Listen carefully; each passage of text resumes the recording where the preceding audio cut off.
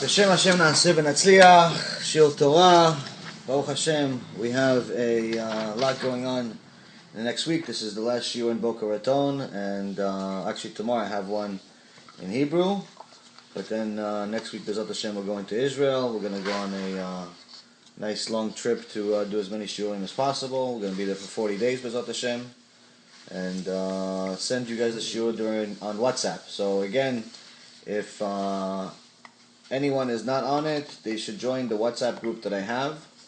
I send the daily chizuk, which is like a 10-minute Dvar Torah, usually 5 days a week, I would say, average 4 or 5 times a week I send it, which a lot of people like because it's only 10 minutes, and it's relevant to our day-to-day life. And also I send my shiurim on the group, so anyone that's not on it should join. And if you guys want to have like a separate group you want to create, no problem. I'll send you it that way. But I'm not going to have regular text message on once I'm there. But as you saw, it's a very active group. So a lot of people talk, they communicate. Baruch Hashem, full of nice compliments. Sometimes it can get a little disturbing. So one of two things I would recommend: either put the group on mute, which is you press the button, the name of the group. After it shows you a screen, you press mute, or you have a choice of putting it on mute, which is 1 day, 1 week, or 1 year. Put it on 1 year, and that way you don't get an alert every time there's a text message, and which drives you crazy, because I know it drives me crazy, because I have several groups that I'm a part of, and on Google it's a little different, but the point is everybody can figure out how to put the group on mute so it doesn't drive you crazy, because there's a lot of really resourceful things on it. Aside from like Facebook, it's the only way you're going to be able to communicate with me once I'm out of here. So you can call me. I'll give you guys my phone number if anybody needs to reach me. But Baruch Hashem, the group is getting bigger. A lot of people are joining. The group on Facebook is consistently growing. Baruch Hashem, a lot of people doing tshuva, a lot of converts. The group in Texas is Baruch Hashem getting closer and closer. The woman that's in Florida, B'ezrat Hashem, should be converted by next month. So a lot of action, and a lot of good action. And we're seeing that a lot of the prophecies in the world today are coming true. And one of the things we see this week, we're seeing we have we have Purim in a couple of days. Briefly, I'll tell you some of the halachot of Purim, and I'm going to actually go over the updates and everything else during the actual shiur itself, because I think that what we're about to go over is probably one of the best Musar books ever written. But most people don't consider it a Musar book. So the basic halachot of what you're responsible for in Purim, it's only 4 things. I went over it last night, but for anyone who didn't watch it, 4 simple things. 1, you have to do mishloach manot, at least 2 mishloach manot. The mishloach manot has to be something that can be made into a meal. So it's not just candy. If you have just candy, it's not. You're not fulfilling the mitzvah. It has to be considered a meal, which is mezonot and something to drink. So some people put cookies, some people put sandwiches, some people put something they made if they're giving it to somebody that they know. Most people usually put something that's already, if they're giving it to people that are not really close to, they give something that's still in the wrapping. If you really know people well, then you could give them something you cooked if you want. But it has to be something that can be made into a meal. The second thing is that you have to give matanot le'evyonim, gifts to the poor. The gifts to the poor has to be at least the value of a meal. And it's 2 gifts. 2 gifts, 2 different people. It has to be the value of 1 meal. So a meal, is anywhere between $7 and $10. You decide, and you have to give 2 gifts to the Evyonim. The third thing is that you have to listen to Megillah Esther. Megillah Esther, you have to listen to it twice. 1 on Wednesday night, tomorrow night, and 1 on Thursday morning. You have to listen to every single word. If you miss a word, if you didn't hear or didn't understand a word, you have to have a chumash open. At the end of the chumash, you're going to see Megillah Esther, and you have to read the word yourself. So it's very important for men, women, and children to listen to the Megillah. If the children are too young to understand, comprehend, and be quiet, then it's better that you do it at a different time. Maybe have somebody come to your house. In our community, Baruch Hashem, there's plenty of reading times. If you can't do it with your wife, like for example, my wife and I can't go to the same one, so she's going to go one time and I'm going to go at a different time. So you have to listen to it twice. After you finish the Megillah, tomorrow there's a fast. Here the fast starts, I think, at around 6 o'clock in the morning. 6:13. 6:13. Okay, so it starts at 6, ends around 8 o'clock at night. Everybody has to check their own local times, whoever's watching this. The Megillah is usually read a little bit before the fast ends. So by the time the Megillah is finished, the fast is finished. So then you go home, you have a meal. You're not obligated to have any special type of meal on the eve of Purim. Just a regular meal. If you want to have a big meal, you can have a big meal. It's up to you. But the meal that's part of the mitzvah of Purim is actually in the next day. During the day of Purim, you have to have a meal that is with basal and yain. You have to have wine and you have to have basal. Basal and wine is because you're celebrating. So generally, if somebody is a vegetarian, this is one of those days you should consider breaking it because it's very important to fulfill the mitzvah. Obviously, if you can't and it disgusts you, then so be it. But you have to drink wine more than what you drink normally. Now, it doesn't necessarily mean that you have to drink to the point where you can't comprehend what's going on in the world. But also, you could get a little, you could get tipsy. It's a mitzvah. But most important thing about getting drunk, because I don't think many people go over this, is that you cannot go to the Bet Knesset drunk under any condition. You can never go to a Bet Knesset, even walk into a Bet Knesset drunk. Last year, unfortunately, I saw a few people that were drunk came into Bet Knesset. It's a big Chilul Hashem, big ason. It's better off to miss the entire prayer than go to Bet Knesset drunk. So, yes, what the best thing to do is to drink, fall asleep for a half hour, and then usually when you wake up when it's pretty much over. If you're not a big drinker, I'm not a big drinker, I don't drink at all throughout the entire year. I still have to drink a little bit just to make the mitzvah, but it's for me to get drunk is probably not going to happen. But anybody else that drinks normally, on a regular basis, you could drink a little bit more than normally and enjoy the holiday. Have a meal. And that's pretty much the basics of Purim. People have them, it's a nice thing, nice time to dress up. Anyone that's dressing up, kids dress up, adults can dress up, should dress up. It's a fun day. And we should definitely use it as a time to enjoy. But one of the things that I wanted to go over today is Megillat Esther. I did a shiur last year, which Baruch Hashem had a very big turnout online.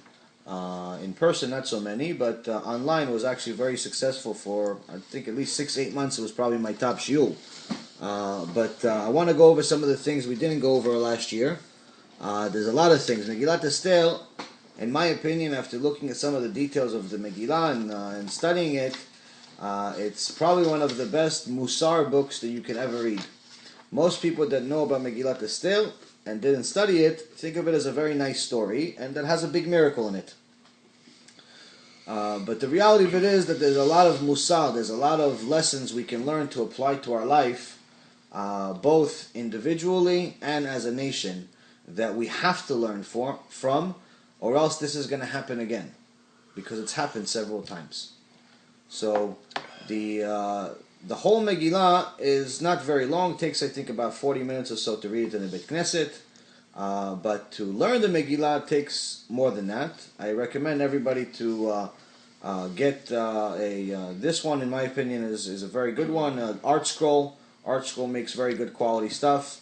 As a matter of fact, this is the first book that Art Scroll ever came out with. This is the first book that started Art Scroll. It's a very nice story. It was actually originally written in memory of a tzaddik that passed away, and but it was so successful that it started the whole company Art Scroll. So this is about 40 years ago. So they had a special that they sent out to customers, the book for free, and it's amazing. It's mamash. It has great pirushim, a lot of details, a lot of very, very interesting things. English? Yeah, of course, English. They have English, they have Hebrew, but the one I'm reading here is English and Hebrew. So there's a lot of misconceptions about the story of Megillat Esther. So the first thing we need to go over is, I guess, what happened before it. When did it happen, and why did it happen? Now, the first Bet HaMikdash was destroyed by the wicked Nebuchadnezzar in about a little over 2,000 years ago, 2,400 years ago, 450 years ago, by Nebuchadnezzar Rasha, the king of Babylon. I'm sorry, about 2,000 years ago, yeah. So he destroyed the Bet HaMikdash, but he also received prophecy from Hashem of what's going to happen at the end of times. This is all can be read in the book of Daniel. After the Nebuchadnezzar, Cyrus took over. Or actually, Belshazzar took over. After that, Cyrus took over. And shortly after, Achashverosh took over. Now, the reason why I mentioned the other kings is because, unlike today, where the leaders of the world are mostly either anti-Torah or completely ignorant of Torah, the leaders of those days actually knew and believed in the Torah. Even if they believed in idol worship, they still believed in the Torah. And the reason why after he destroyed the Bet HaMikdash, the reason why we start off this Megillat Esther with a party that Achashverosh throws is because Achashverosh was aware of the prophecy that Jeremiah made almost 70 years before, that Hashem is going to allow the Jews to build a second Bet HaMikdash. Now this 70 years, this prophecy, actually I'm sorry, Jeremiah made the prophecy almost 200 years beforehand, that there's going to be about a 7-year difference between the Bet HaMikdash. Now this prophecy, everyone knew it. All of the kings knew it. And all of them were scared of it. Now, after Nebuchadnezzar died, his son took over, and his son was counting every single day to see if this prophecy come true. Because despite them his father destroying the Bet HaMikdash, they were still all scared of the God of Israel, and they still all knew that the Torah is real. And according to the prophet, not only will the Bet HaMikdash be built, but the enemies will be punished. So everyone was counting with a lot of nerve of, when is this prophecy going to come true, not come true, what's going to happen. When Belshazzar decided that 7 years have passed, according to his calculations, not according to the calculations of Jeremiah, which no one knew, he decided to throw a party, and not only throw a regular party. He wanted to take all of the kelim, all of the tools of the Bet HaMikdash, the menorah, the clothes of the Kohen Gadol, and so on, and show off the treasure that he has. And he did something that not even Nebuchadnezzar did. And he showed off all of these things, which is complete desecration of Hashem's name, and he died that very night. Hashem sent somebody to assassinate him that very night. Same night.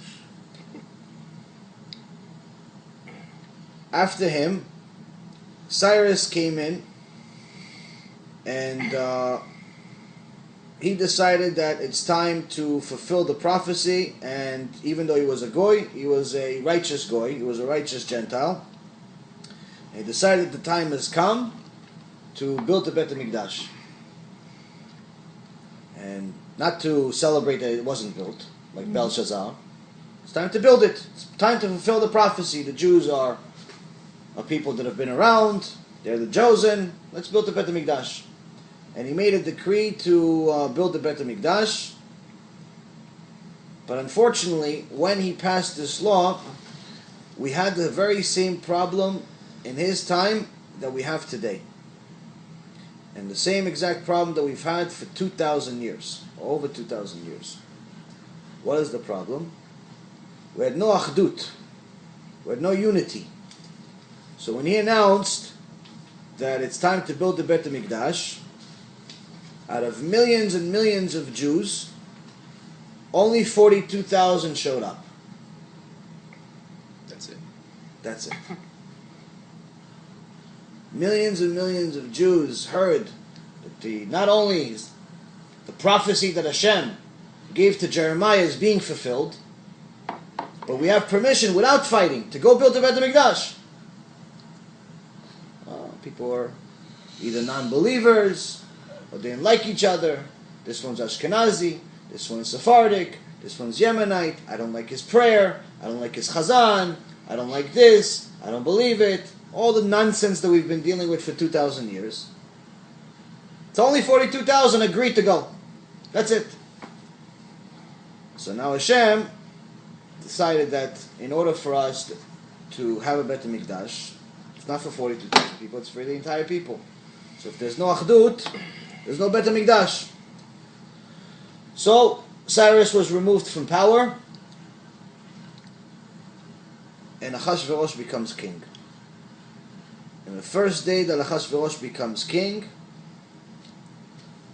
he passes a law, no Bet Mikdash. Stop the building. So they've been building for a couple of years, stop in the middle, no more building Bet HaMikdash. Mm-hmm. Now, in the beginning of Megillat Esther is where the story begins of when Achashverosh not only stopped the building of the Bet HaMikdash, but he's also throwing a party. He's throwing a party that he believes that according to his calculations, the 70 years have passed, and since the prophecy didn't come true, it's never going to come true. God of Israel has left Israel. So he's throwing a party, but what kind of party is he throwing? He's throwing a party for 180 days. 6 months. 6 months party. Such a big party that he wanted to show off his wealth, because Achashverosh was not your typical king.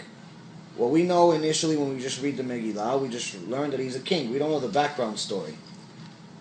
Now, usually, my father tells a good story. He says, he asked this, him or somebody else asked this rich guy one time, how did you make your money?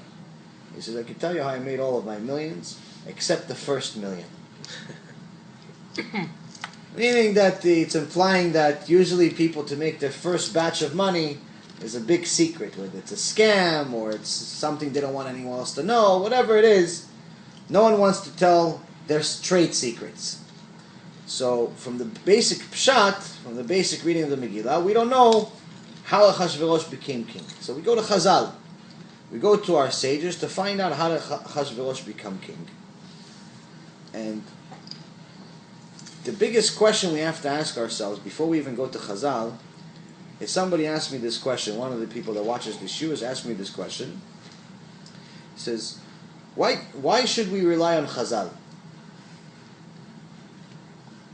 They weren't there. Rabbi Akiva wasn't there during the time of Achashverosh. Rabbi Yehuda wasn't there during the time of Moshe Rabbeinu.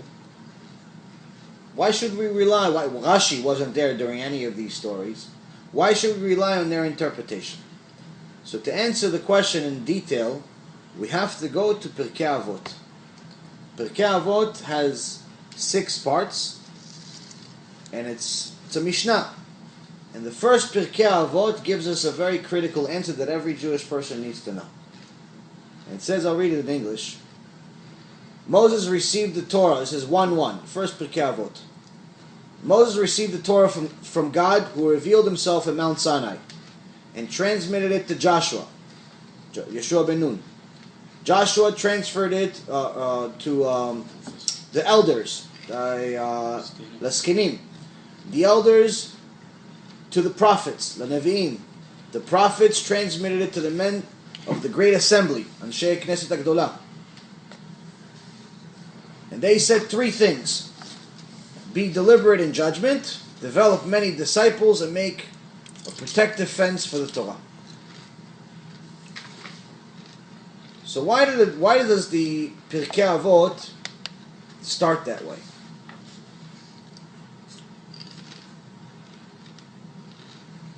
because the Pirkei Avot is trying to tell us that the Torah is not just a book that we found in the middle of a desert. We have a direct lineage of exactly how we got it from Moshe Rabbeinu all the way till now. Now, to give even more details of how it's transpired, I think it's actually in the other book.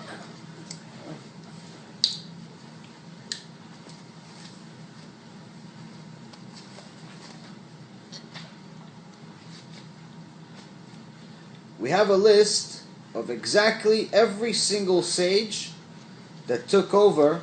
Matter of fact, it'd probably take too long to go over it. I'll just go over it briefly. Every single sage from Yeshua ben Nun and Anshe Knesset HaGdolah who actually took over. Not only do we know the names, we know the dates. So no one can say, oh, maybe there was a lapse. There was a gap of time that maybe there was a mistake. Maybe it was a game of telephone. After Yeshua ben Nun, along with Elazar, the son of Aaron, and Pinchas, the son of Elazar, Pinchas took over. Then he gave it to Eli. Then to Shmuel. Then to King David. Then Achia, the prophet. Then Elijah the prophet, Eliyahu Navi. Then Elisha the prophet, the student of Elijah the prophet. Then Yoyada. Then Zechariah. Then Hosea. Then Amos. Then Isaiah. Then Micha. Then Yoel. Then Nahuma. Then Habakkuk. Then Zephaniah. Then Jeremiah. Then Baruch the prophet.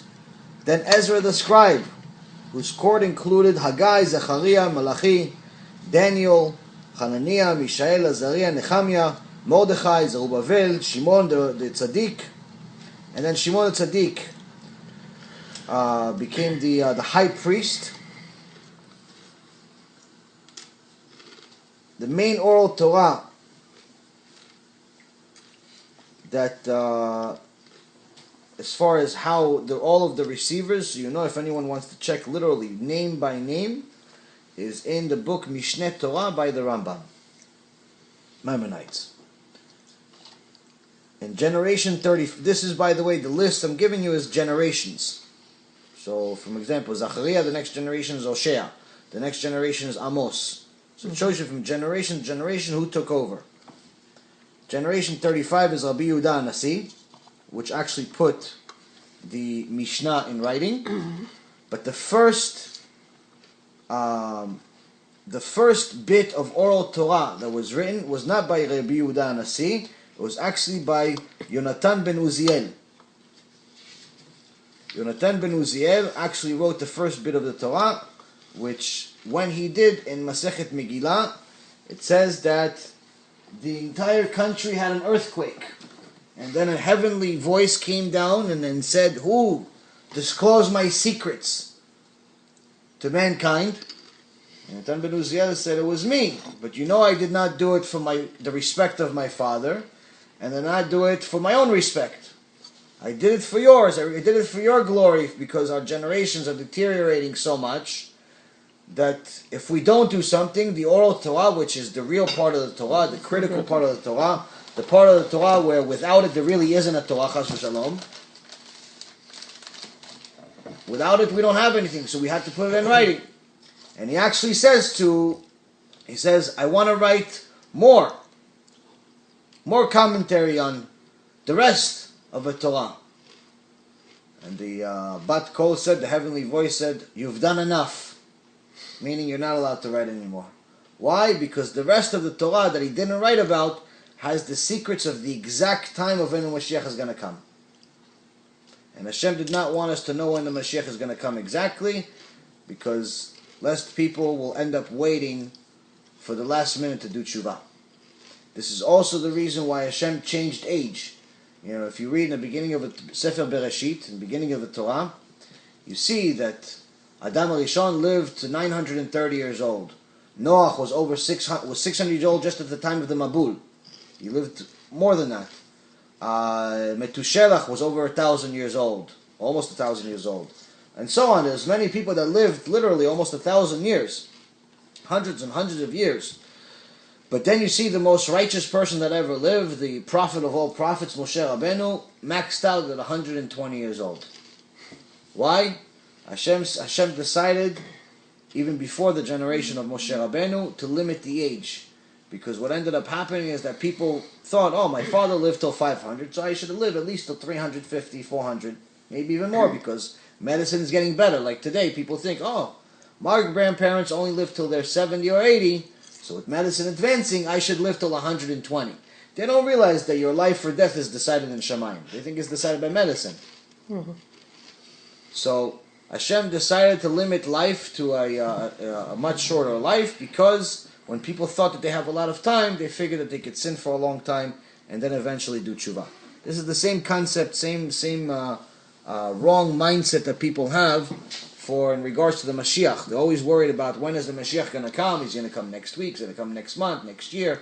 When should I do tshuva? The reality of it is that a Mashiach, our own personal Mashiach, as we talked about last week, can show up at any minute. It's called death.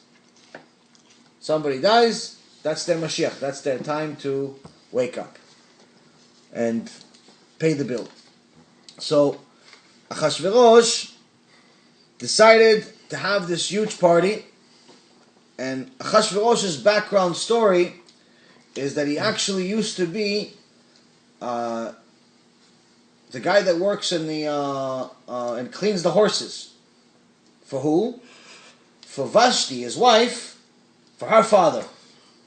He used to clean the horses. Mm-hmm.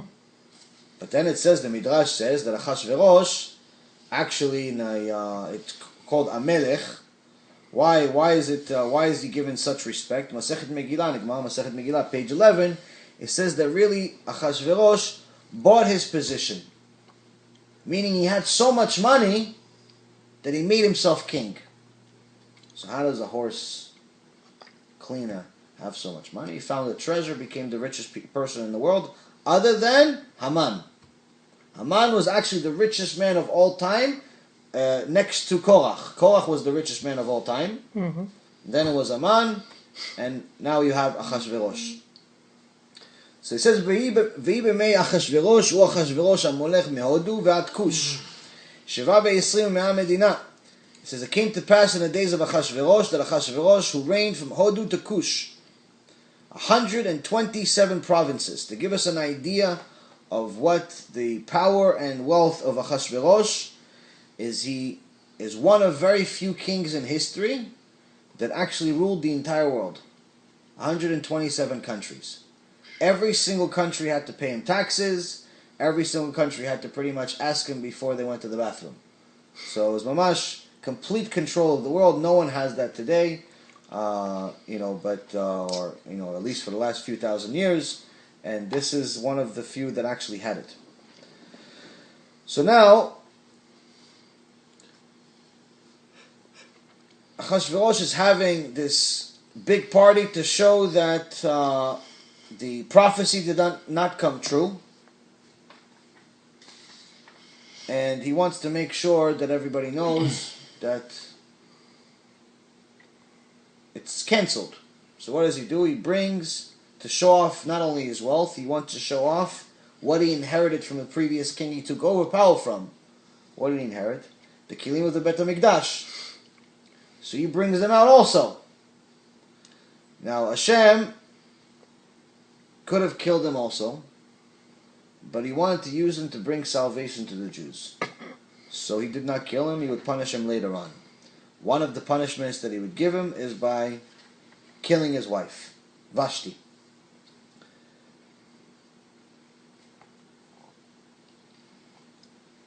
Now, once Achashverosh has a lot of nerve. One of the things that he did is to show people that he had money and so on. We see it in the Midrash, says, Malchuto v'yekar tiferet gdulato. The splendor, majesty, meaning tiferet, is one of the words that describes the clothing of the Kohen HaGadol. So we know from here that he wore the clothing of the Kohanim. But how do we know it's the Kohen Gadol and not the regular Kohen? Because the next verse says, Chur, karpas utchelet achuz. When it's describing the different things, it says there were hangings of white, fine cotton, and so on, and then turquoise. The letter Chet, if you notice in the Megillah, is extra large. It's very big, much bigger than the normal letters. And the value of Chet is 8. What's 8 in the Torah? 8 is the number of clothing, of garments that the Kohen Gadol would wear. The regular Kohanim would wear 4. So this is one of the ways that we see that whoever wrote the Megillah was not just a story. It's not like a Harry Potter book. You know, a lot of people ask a question, how come Hashem's name is not mentioned in the Megillah? You have 24 books in the Tanakh. Megillah is one of them. But it's the only book in the entire Torah that does not mention Hashem's name one time. So people say, oh no, maybe it was just a story. Maybe the Goyim or the atheists will say, this is just it's an Agadah, it's a fairy tale. The people that don't believe, don't have enough Yirat Shamayim say, it's just somebody wrote it. It's not necessarily as holy as the rest. From little codes and intricate details of the Megillah, we're going to find out that not only is this book extremely holy and extremely good for Musar, extremely good for a lot of things, but it's also something that could not have been written without Ruach HaKodesh. No way that a human being could have this type of, this type of intellect to write the Megillah this way. So, moving on. You know who wrote it? I don't know. No, anybody know? I know it was written at the time of, it was decreed to be written by Esther, who was the queen. But as far as naming a specific person, I don't know it. I don't think it does name a person that actually wrote the Megillah, not to my recollection. It wasn't Esther? Huh? It wasn't Esther? Esther was a queen. She wasn't a scribe. The Torah is written by scribes. Someone who knows how to write. Our Torah is not written by average people. It's not like my notes that you saw. Torah is something holy. So it has to be written with certain laws that have to be followed, how to use, what kind of letters, what kind of shapes. You have to go to the mikveh, you have to be a very holy person. There's laws of how to write Sefer Torah. It's not typing on a computer. So even though Esther was a prophet and a very, very holy person, doesn't necessarily mean that she had the skill set to write it. So now, in this Seudah, for 6 months, it says, ובמלאות הימים האלה עשה המלך לכל העם הנמצאים בשושן, הבירה למגדול ועד קטן משתי 7 ימים בחצר גינת ביתן המלך. It says, and when these days were fulfilled, the king made a 7-day feast for all the people who were presented in Shushan, the capital. So, the king, after 6 months of partying, he extended and made another party for another week. But what's the point? It says if all the people that came to the original party, he made a party for them. Who were the Chazal telling us that he's referring to? He's referring to here that there were many Jews that came to the party, and not just regular, ordinary Jews, rabbis. So the Gemara asks, why was Am Yisrael, later on in the story, judged so harshly to the point of extermination?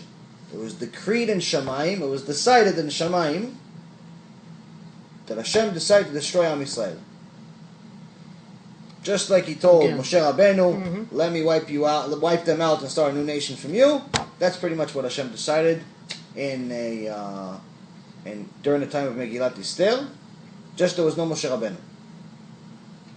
He didn't tell anyone that he's going to start a new nation from him. It's pretty much a complete extermination. Why did we get such a horrible, horrible decree? The reason why is because the rabbis and the Jews, now they could get out of it and saying, listen, I can't not go to the party. It's the party of the king. If we don't show up, he's going to kill us. We're locals. We're not the people that live in faraway countries. We live in Shushan. So if anyone doesn't go to this party, he's going to say, oh, he's Mored B'Malchut. He's going against the kinghood. So we have to show up. Why did we get punished? Because we enjoyed it. Now, why was it a big deal to enjoy it? Because the whole party is because it's against the Torah. The prophecy didn't come true yet. He's showing off what the Goyim stole from us, what he stole from us, from the Beit HaMikdash, the house of Hashem, and you're going to enjoy the wine and the drinks. It's like somebody robbed your house and say, oh, you know what, let me send him a birthday cake. Or celebrating, Hitler's anniversary. What are you doing? Going, okay, you have to go, but you're enjoying it too. This is one of the worst things that we could have done. This created a Chilul Hashem. Chilul Hashem is the worst sin you can possibly make. And it's actually something that's happening still today. When is it happening today? When you have these fake religious people that are Rashayim Merushayim Yimach Shimam V'Zichram, by the organization called Neturei Karta. Neturei Karta is a bunch of evil, wicked people that were born Jewish and dress Jewish. Not only Jewish, dress black and white with the payas and everything, but they go and do and celebrate anything that happens bad in Israel. They celebrate because they're against the foundation of the modern Israel. But listen, if you're not a fan of the Congress or the government of Eretz Israel, obviously anyone that's religious can't be a fan because they're anti-Torah.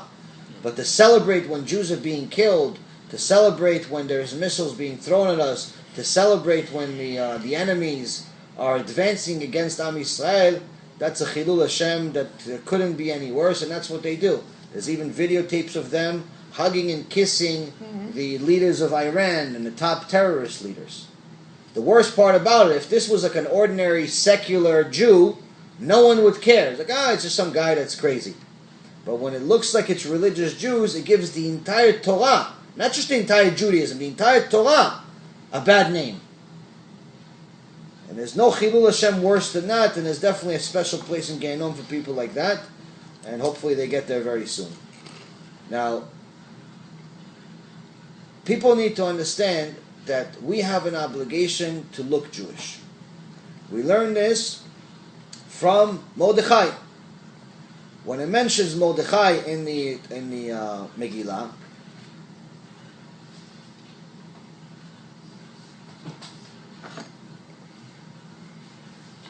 it says, the first thing it says, Ish Yehudi haya b'Shushan Abira, u'shmo Mordechai, ben Yair, ben Shimei, ben Kish, ish Yemini. There was a Jewish man in Shushan, the capital, of whose name was Mordechai, son of Yair, son of Shimei, son of Kish, a Benjamite, who had been exiled from Jerusalem along with the exiles. So it says Ish Yehudi. What's an Ish Yehudi? Now, if you pay attention, the only other reference to being someone called an Ish is in two places. One, in the Torah when it's referring to Moshe Rabbeinu, and the second time is actually when it's referring to Hashem.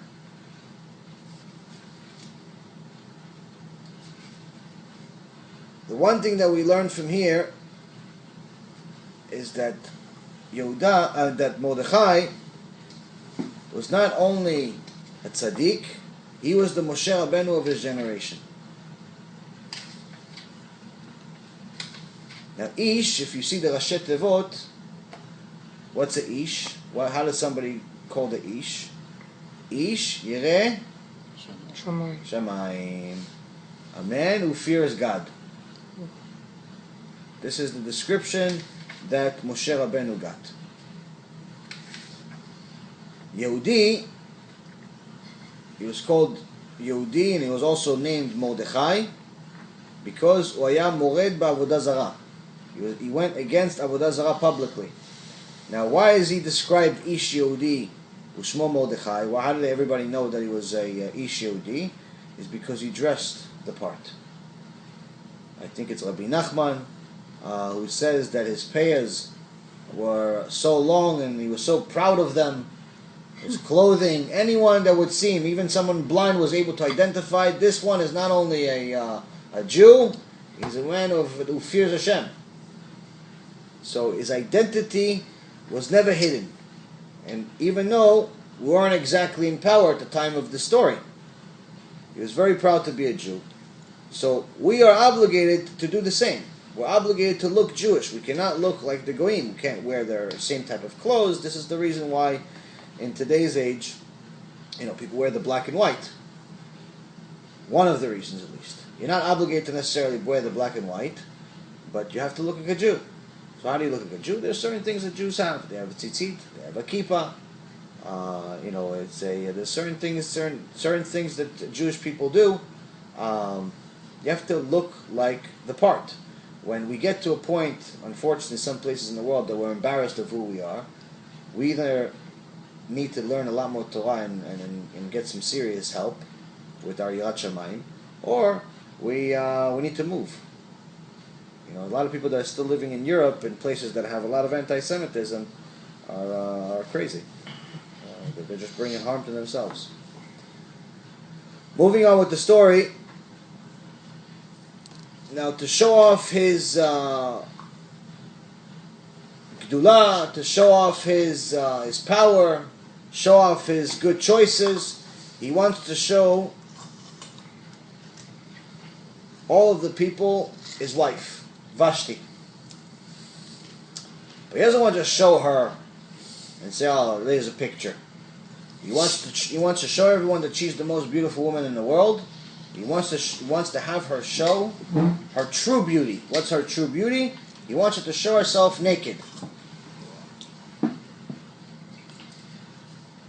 Now Vashti was a very, very wicked person.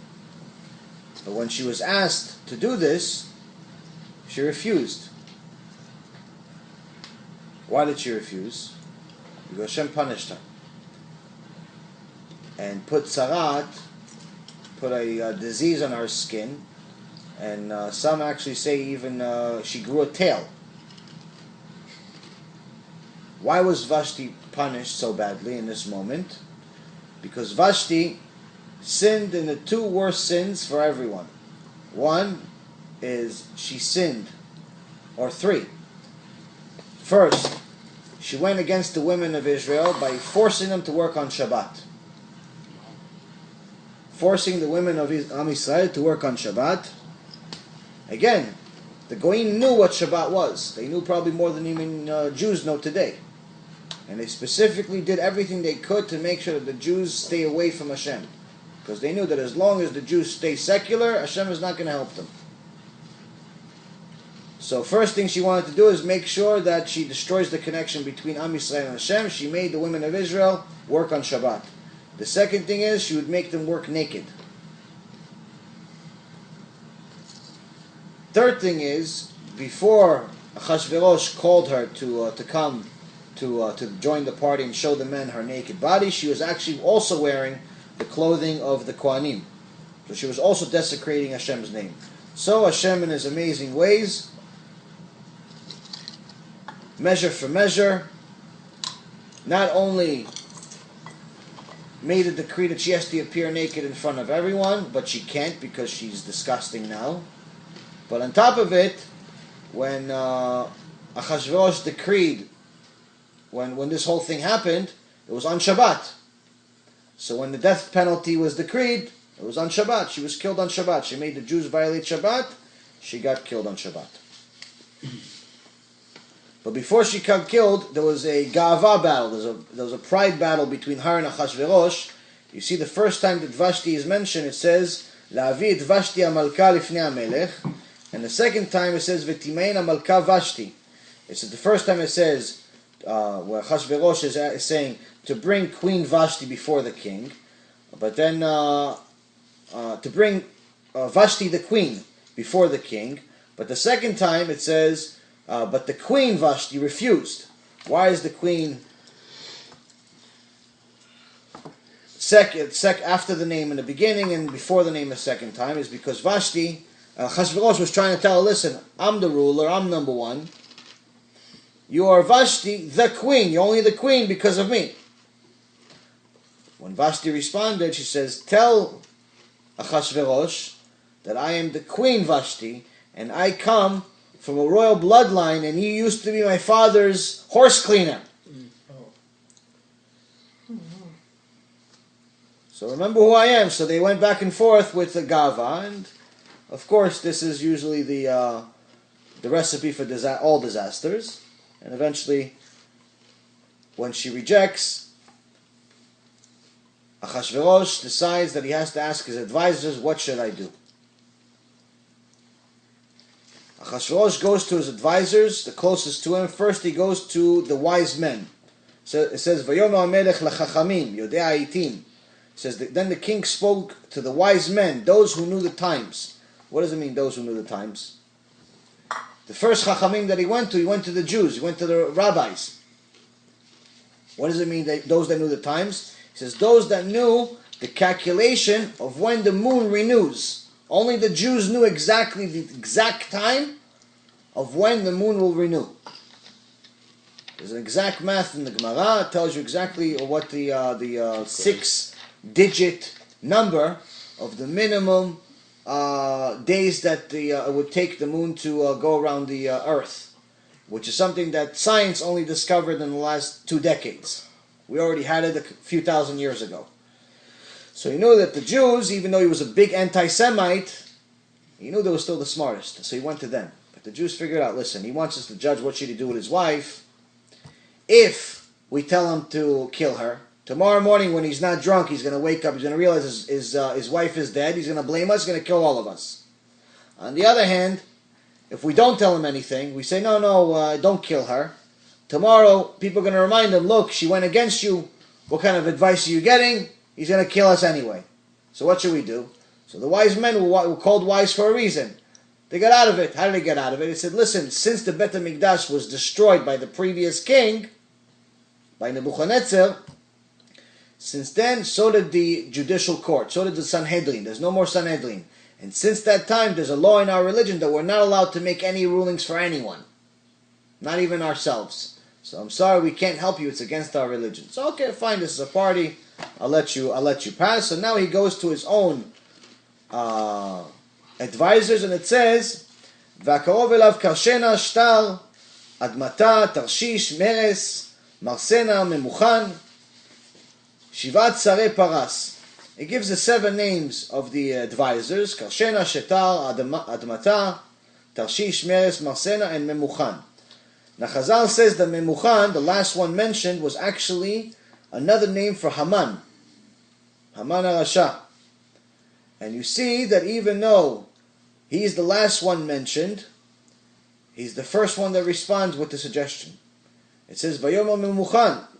Memuchan declared before the king and the officials, not only against the king has Queen Vashti done wrong, but against all the officials and all the people and all the provinces of King Achashverosh. In so many words, what he's telling him here is he's telling him, listen, Vashti, she made a big sin. She didn't only go against you. She went against all of us. Because she did it in public, everyone is going to know, every wife, for all of your officials, for all of the people, is going to know that if the queen could go against the king, then the wife can go against the husband. It's going to cause chaos. The real truth is that Haman actually had a lot of shlom bayit problems. His wife was the boss in the house. Even though he was very, very rich, his wife would tell him what to do and constantly go against him. So he wanted to, he knew that if this whole thing gets publicized, that the queen is allowed to go against the king, then he knows that his life is over at home. He says, listen, you have to kill her. But one thing we learn here as far as Musar is that we notice that, I said in a shiur earlier this week, that we noticed that Memuchan or Haman was mentioned last, but yet he was the first one that responded, which is, we learn in Mishnah Masechet Avot, chapter 5, Mishnah 9, it says, Shiva dvarim begolem, v'shiva bechacham. The 7 traits that characterize a fool, or uncultivated person, and 7 a learned one. And it goes into detail, but it says that a fool is one who speaks out of turn, in so many words. He replies inappropriately, he discusses the first things last and the last things first. In essence, the exact opposite of what a smart person would do. And one of the things that somebody like that does is that he actually speaks out of turn. He's mentioned last, but he speaks first, and you see here that Haman was not only wicked, but he was also a fool.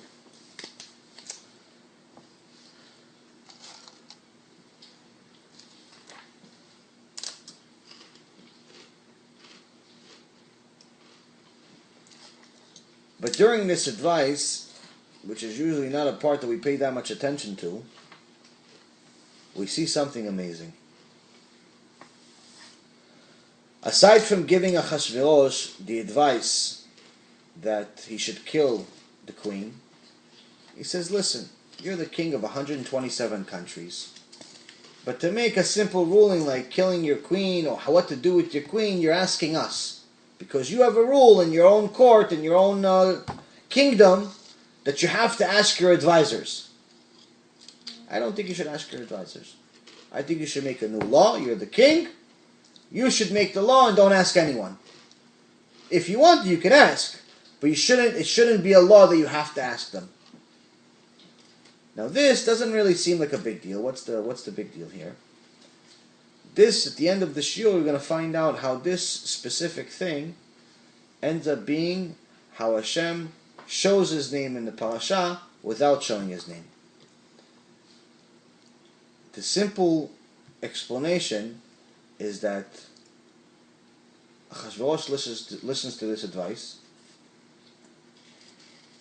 At the end of the story, when Haman is found to be one that wants to kill Esther and Mordechai and all of the people, Achashverosh is very heated and he decides to kill Haman on the spot.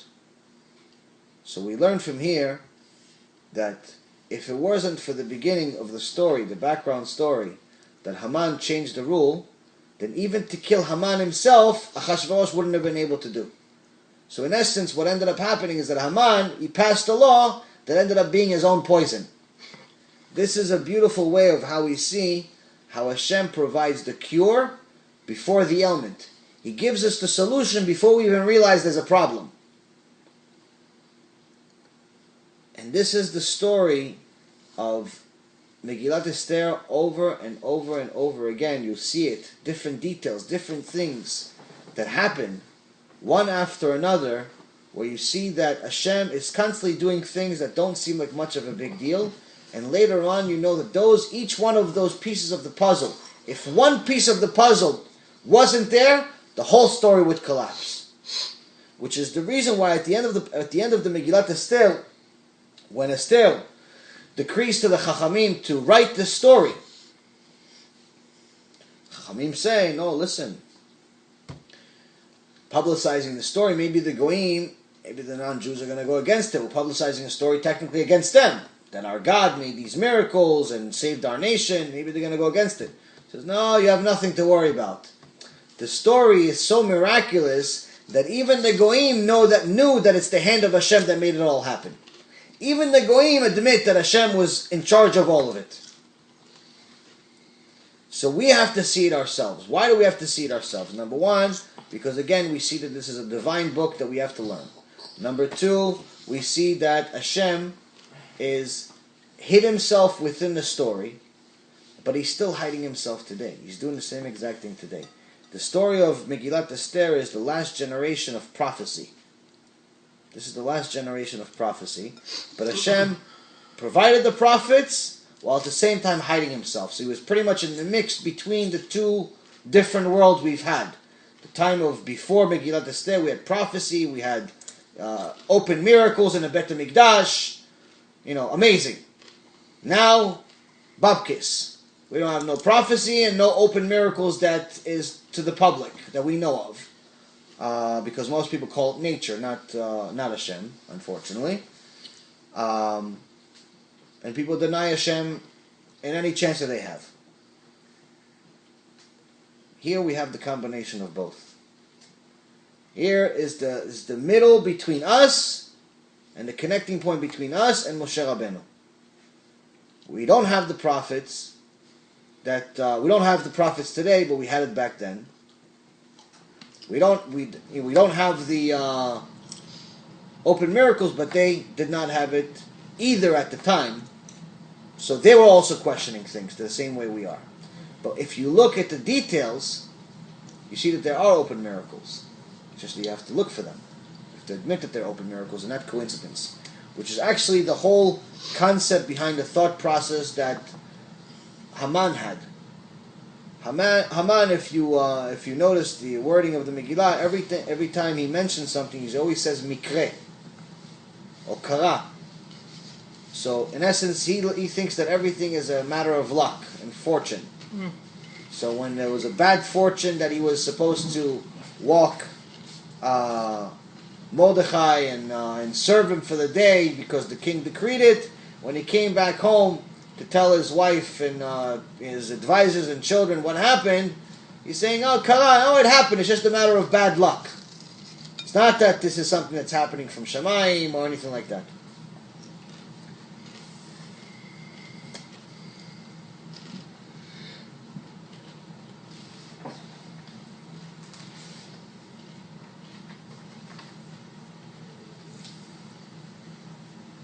After this, after he kills Vashti, Achashverosh kills Vashti, passes that new law, he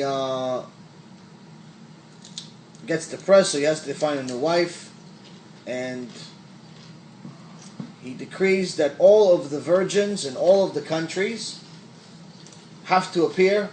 Each one has to get ready, and there's a 1 year time frame for each one of them to get ready. 6 months that they have to be beautified by oil of myrrh, and 6 months with perfumes.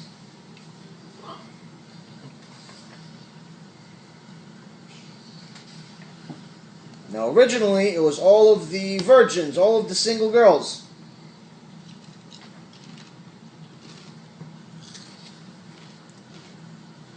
Then we meet Mordechai, and Mordechai says that he's a father, he's a adopted daughter named Hadassah,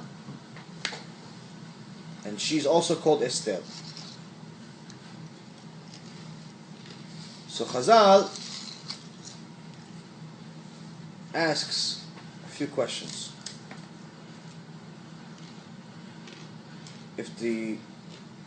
First of all, why was Esther also called Hadassah? Which one came first? It says just as the Hadass, which is a myrtle, had a sweet smell, her actions, and she was such a righteous person that it was also like a Hadass. It was also sweet.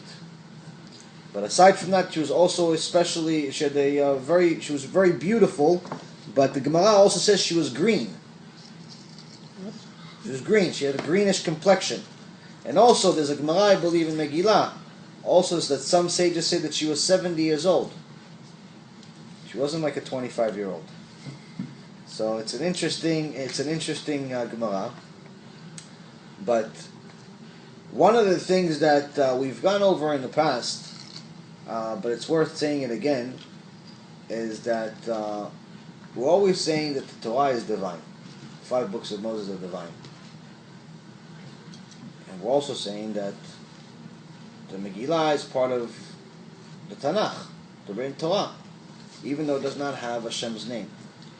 So Megillat Esther is actually one of the best ways to prove that not only is the written Torah, meaning the 5 books of Moses and the entire Tanakh, divine, but the entire Tanakh, which includes Megillat Esther, is also divine, and on top of it, the oral Torah, the Gemara, that no one wants to believe in, is also divine. All 3. All comes from Megillat Esther. From the one book that everyone questions, you have a proof, the best possible proof you can have.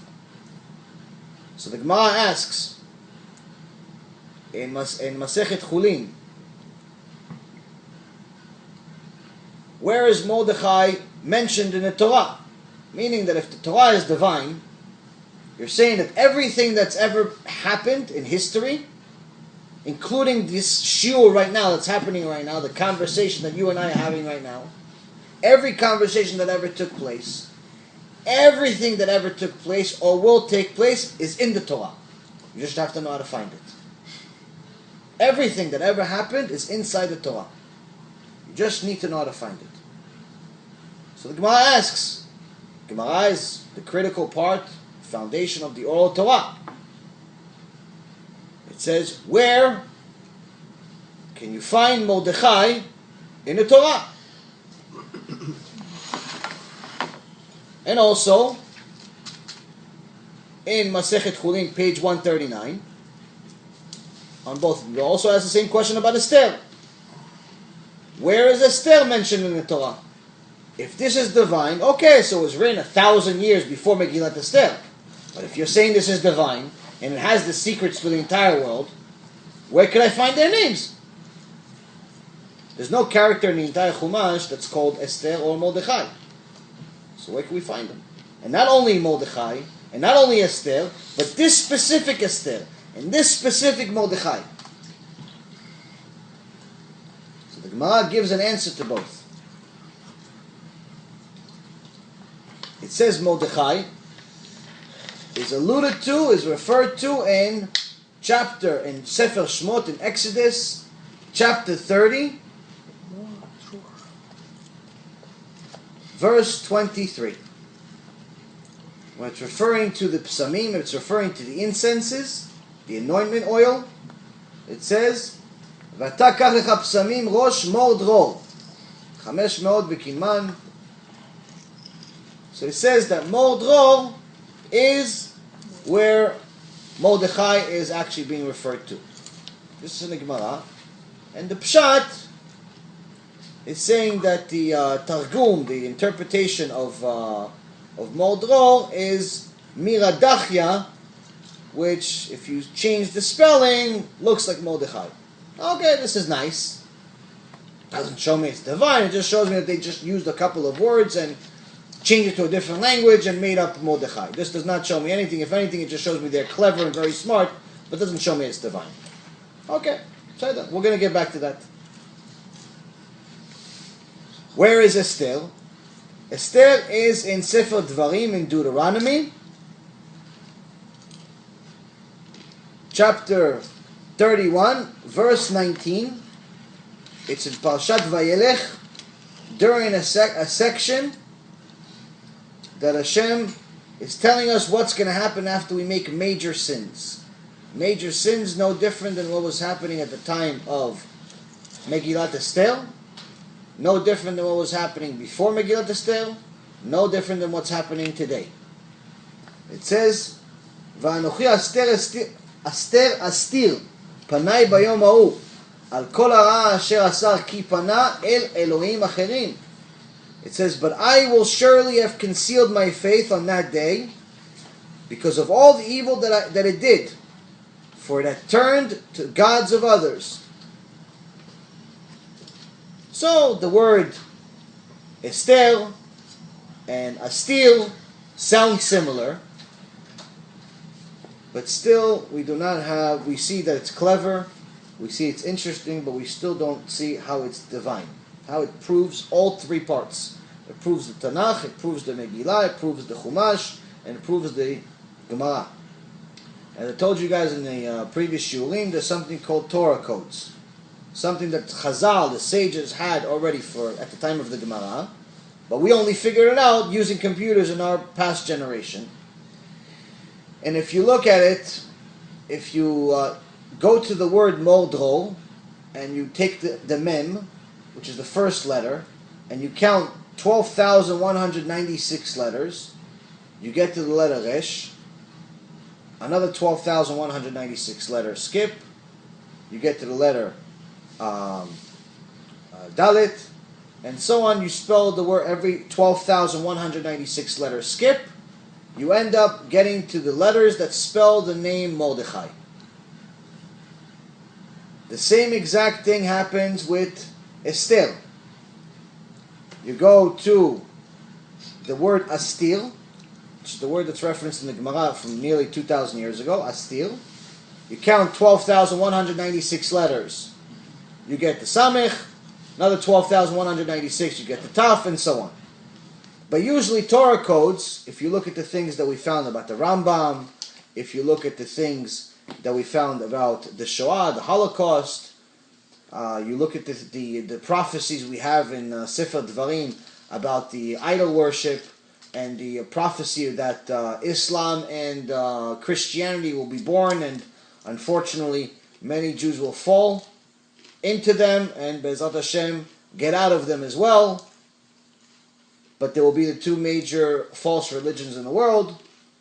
Most Torah codes have small skips, not 12,000. They have 7 letters or 50 letters, not 12,000. The bigger the skip, the more you think it's like a chance. It's not a precise. It's not like divine. So why do we know that not only is this skip divine, and it proves everything we just talked about, but it's specifically talking about this Mordechai that's in the Megillah and this Esther that's in the Megillah, because 12,196 is the exact number of letters in Megillat Esther. The entire book of Megillat Esther has 12,196 letters, and again, at the time the Torah was written, the Megillat Esther was not written. It's almost more than 1,000-year difference. So you see that the exact precise number of how many letters we have is already written in the Torah well before the Megillah was ever written. So this shows us not only that the Torah, the 5 books of Moses, and the entire Tanakh is divine because it has information about things that are happening in the future. It shows us on top of it that Megillat Esther was not just written by just an average person. It was written with someone that had Ruach HaKodesh, had divine spirit, and obviously needed the guidance of Hashem to write every single letter, every single character, because it obviously has to match the Torah that was already written. And on top of it, you already see that all of this wisdom was at the possession of Chazal, of our sages, in the Gemara, because without them we wouldn't even know where to start counting. And we wouldn't even know that there's even a possibility of counting 12,196 letters from that letter in the middle of the book or at the end of the book of the Torah. So you see that the entire foundation, all of it, is already written in all 3 places, and all of them completely agree with each other, showing that there's no way in the world that any of these books could have written by normal people without either Hashem guiding every single step or Hashem himself being part of it.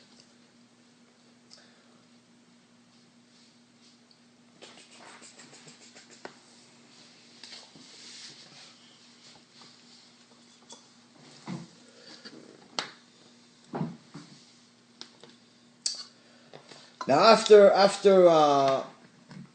we meet Esther and Mordechai, it says something changed in this decree from Achashverosh. Originally, the decree was only for Ne'arot Rabot, Betulot. Ne'arot Betulot. It was only for virgins, only for single girls. But now, after it mentions Esther, it says, Vayi b'yishama, dvar HaMelech v'dato, v'yikabetz Ne'arot Rabot el Shushan. It says now the decree changed in essence. Now it just instead of saying it virgins, it says women, many young maidens. Meaning here Chazal explains to us that now it's including even married women. Now the Gemara says that even though Mordechai adopted Esther, he also married her, so she was his wife. Hadassah, you mean? Hadassah and Esther is the same person. Right. Hadassah and Esther is the same person. So he married her? He married her, yeah. She was his wife. So it says, don't read the word bat, lakacha lo bat. Read it, lakacha lo bait. This is in Gemara, Masechet Megillah, page 13. And she was actually his wife. Now, But she wasn't a family? She was the daughter of his cousin. Or cousin? Not, she wasn't the blood related to that extent that she wasn't allowed. She was allowed by the Torah. She was allowed by the Torah. Yeah, she was his uncle's daughter. Uncle's daughter. Yeah. She was his uncle's daughter. So she's allowed. So, and he married her. But now we have a problem. This Achashverosh is looking at women. So she's doing everything she can. She was a big tzadikah. She was a prophet. He was a prophet. But they're also very, very righteous people. And she's trying to do whatever she can to continue hiding that she's Jewish. But at the same time, she has to stay Jewish. She has to still do the mitzvot.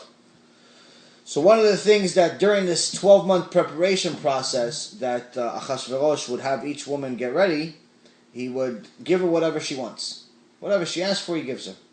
So she didn't ask for anything, but she was given 7 different attendants. So what did she do? She said, each one of these attendants will come at a different day. No attendant will ever come to me twice. Why? Because this way I can count the days of the week, so I know when Shabbat is. Whatever. She's a prophet. She doesn't know when Shabbat is. She doesn't know how to count in her head. Monday, Tuesday, Wednesday. She doesn't know. Yom Rishon, Sheni, Shlishi. Well, she doesn't know. No, she does know. But she didn't want anyone else to know that she's keeping Shabbat and she's acting differently on Shabbat. So she made sure that the maid that comes on Shabbat never comes during the week. So the one that comes on Shabbat only sees her once a week. So she doesn't know that she's acting differently on Shabbat than the rest of the week. That she's not lighting fire. So she thinks, no, she doesn't light fire ever. So this is one of the ways that she hid that she was Jewish and she was still keeping mitzvot. You see, sometimes you see the stories about the sages and the people in the Torah and how much they sacrificed in their life just to do, the mitzvah of keeping Shabbat, mitzvah, any mitzvah. It mamash breaks your heart when you see people today. You have to beg them to do it. Back then, they would kill themselves just to keep Shabbat. I actually read a story. I haven't finished it yet, but it's a very good story. It's in the Zman magazine, and of this past month, of this Yemenite guy that they lived in Yemen, and he tells a story of how his brother was kidnapped by the Arabs. 40, and after 46 years, he finally got him. He finally found his brother. They reunited. But he tells the background of how they grew up and how they started teaching these kids Torah from birth. And they also made them work at a very, very young age. So even at 5 years old, the person would already help the parents and already help the family with work. But how would they pay them? Even until they got much older. They would pay them by allowing them to learn Torah. That would be their payment. So the kids would work all day, travel from, city to city, carry bags, feed the horses, feed the camels, sheep, whatever they had them do. But the reward is the best thing in the world. Give me some time to learn Torah. Today you have to beg people to learn 5 minutes. So it's mamash. The generations have changed so much. Should make us think.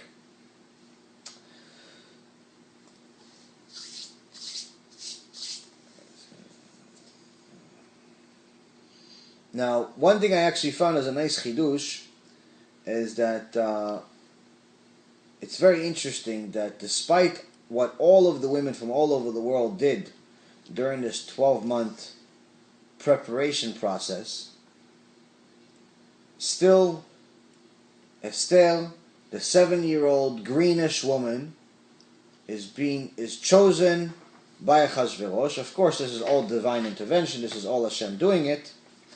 But what I found that's very interesting is that it says that the preparation process is a mol. They have to put b'shemen mol, v'shisha chodashim b'psamim. So if you remember, the myrrh, that's the description of what they give to Mordechai of where you can find them in the Torah. Mordrol. And the perfumes, if you remember, Esther's original name was Hadassah. Why Hadassah? Hadassah because it smells very sweet. So it's very interesting that the preparation process of all of these women is in essence, they're the same things that what Mordechai and Esther already are. And this is also showing us that when it came down to Esther, it specifically says, she requested nothing, except which Haggai, the king's chamberlain, and the guardian of the women, had advised. Meaning, whatever they told this take, she took it. But she didn't ask for anything special, she didn't ask for anything. Why? Because she didn't want to be picked. She's already married, she's Jewish, she doesn't want to be a queen. If you think about this for a second, ask any woman today that doesn't have Torah as a critical part of our life. Ask any woman today, would you marry Obama right now? Right now. Be the first lady. I doubt any woman in the world would say no, even if she doesn't like the way he looks, even if she doesn't like his religion, even if she doesn't like the what he's done, or anything like that, she'd still say yes. Why? Because unfortunately, you don't have Torah. You look at superficial things. You look at, hey, wait a minute. King of America, the President of the United States. Materials. I get everything I want. Even more so with Esther. It's a real king. Obama may be powerful in America, but in reality, he's not the king of the world, or any president in the entire world. Not Netanyahu, not Putin, not anyone. There's no real king in the world today that controls that many countries. But here we have someone that actually controlled 127 countries, controlled the entire world. And the woman, Esther, is not interested in becoming queen. She's not interested in inheriting power to 127 countries. This shows you, right? This shows you the level of righteousness that she was.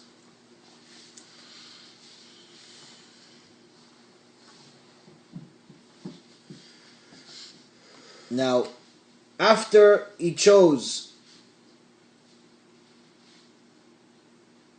Esther, he had a big party.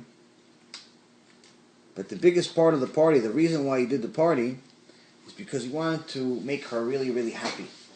And the reason why, Chazal tells us, is that every time he would ask, she was very mysterious. She listened to what Mordechai, her real husband, was telling her. She said, under no condition are you going to tell anyone who your people are and that you're Jewish.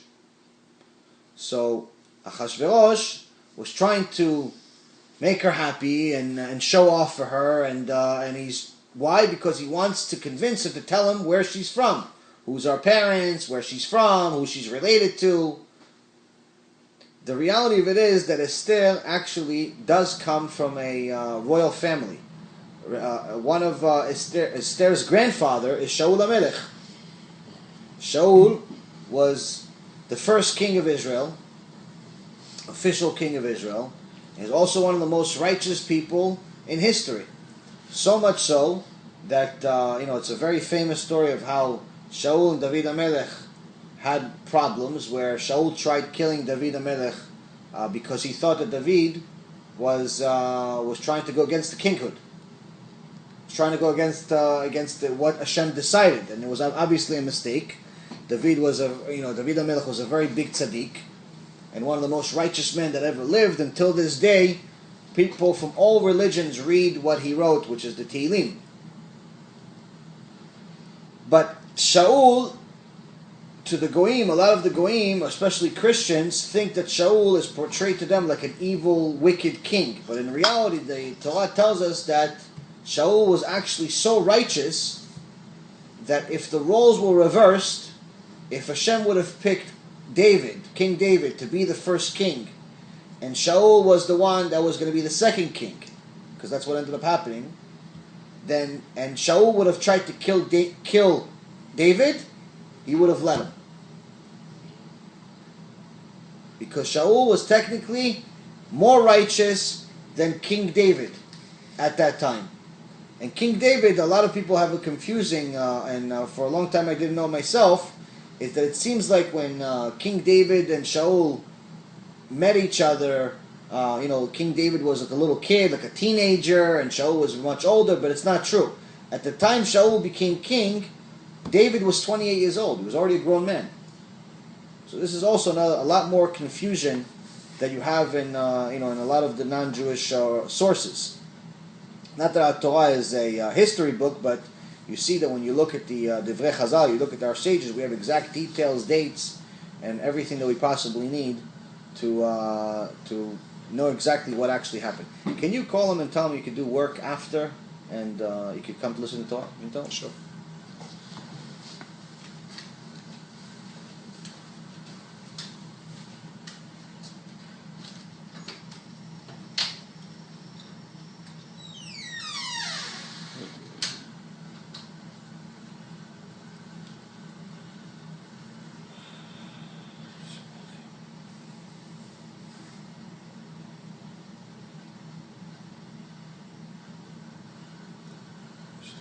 Okay. So, this whole party, he's trying to convince her. She's not doing it. She's not telling him. And this little bit of detail is again another piece of the puzzle that if it didn't happen, the whole story would change. Why? Because at the end of the story, in order to get Achashverosh to agree to kill Haman, to tell him what happened, and everything, Esther does a very clever plan where she says she invites the king to a dinner that she's going to make for him and Haman, and they come. And he says, okay, so what's your request? Why did you invite me? He says, no, come tomorrow. Tomorrow I'm going to tell you the secret that I didn't tell you when I got married. Remember when you asked me, where am I originally from? Tomorrow I'm going to tell you. That's why I'm having all these events. And after I tell you, then I'm going to ask you for something. So if she would have told him where she's from originally, she wouldn't have been able to use it, years later. And this is pretty much all he ever wanted from her. To know where our story, to know the secret. The longer the secret is kept, the more you want it. Now, after they get married, Achashverosh is doing everything and anything he can to enjoy Esther. The Gemara says that at this time, Esther is considered still married to Mordechai, and her relationship with the king Achashverosh is considered, she's anusa, she's being forced, like rape. It's considered like anusa. So it's not it's not violating her marriage with Mordechai because she's not doing it willingly. Once a woman is willingly with another man, then she's never allowed to be with a husband.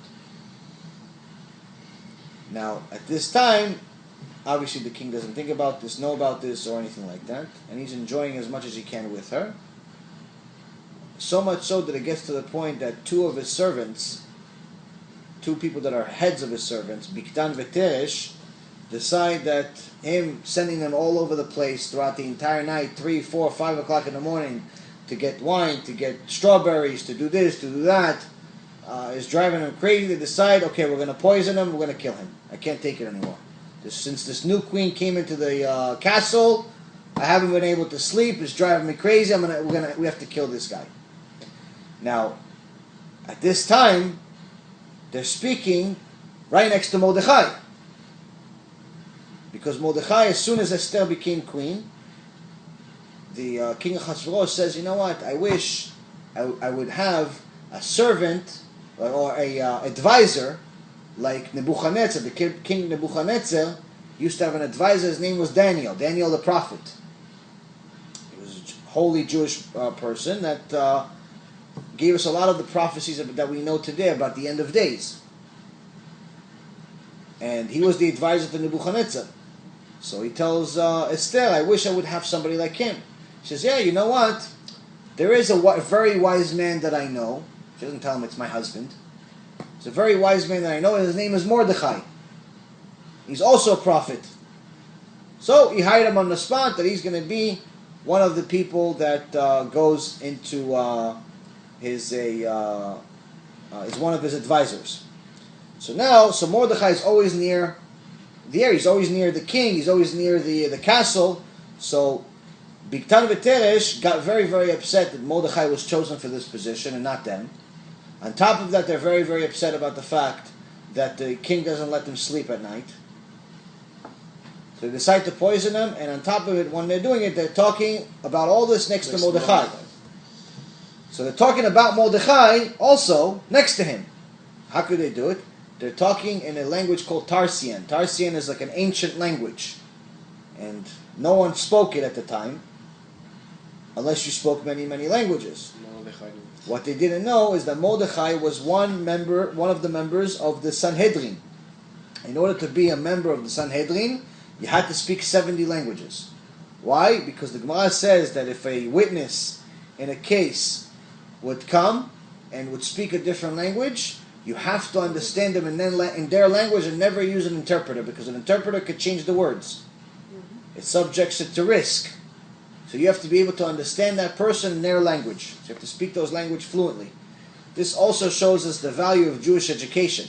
A lot of people don't have an idea of what the Torah is, and they think, nah, what is it? You just learn the story, just go to college, go be a doctor, learn science, learn this, learn that. They don't realize that when you really, really put your head into the Torah, you learn everything along the way.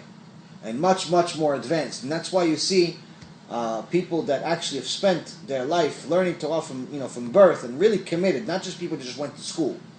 A lot of people went to yeshiva and ended up being stupid. It's not because of the yeshiva. It's because, unfortunately, people are either not dedicating themselves or sometimes you have bad teachers. But the Torah itself, if you actually have a whole family involved in the education of a child, you see that the kid is going to be much, much more advanced and mature than anyone else at any age. And actually, in that same story about the Yemenite guy, that was one of the things that the Arabs actually admitted when they saw... 46 years after he saw his brother, he said? Yeah, they got together after 46 years, but he said during the story, when his brother was taken, he was about 5 or 6 years old, and before his brother was captured, they went to this town, and full of Arabs, no Jews, and when the adults were talking, the 6-year-old would respond. And he said that the way he would respond, all the adults would be impressed at how he knows so much. And the Arabs said, now I know what they mean, and I have proof of what they mean when they say the Jewish people are the people of the book. I have proof of it right in front of me. They were so impressed with the 6-year-old and how he handled himself. Because they're 6-year-olds, what do they know? They know how to walk a dog, what do they know? So it's really amazing when you have Torah from a really early age. It's extraordinary, and it changes the person's his entire brain.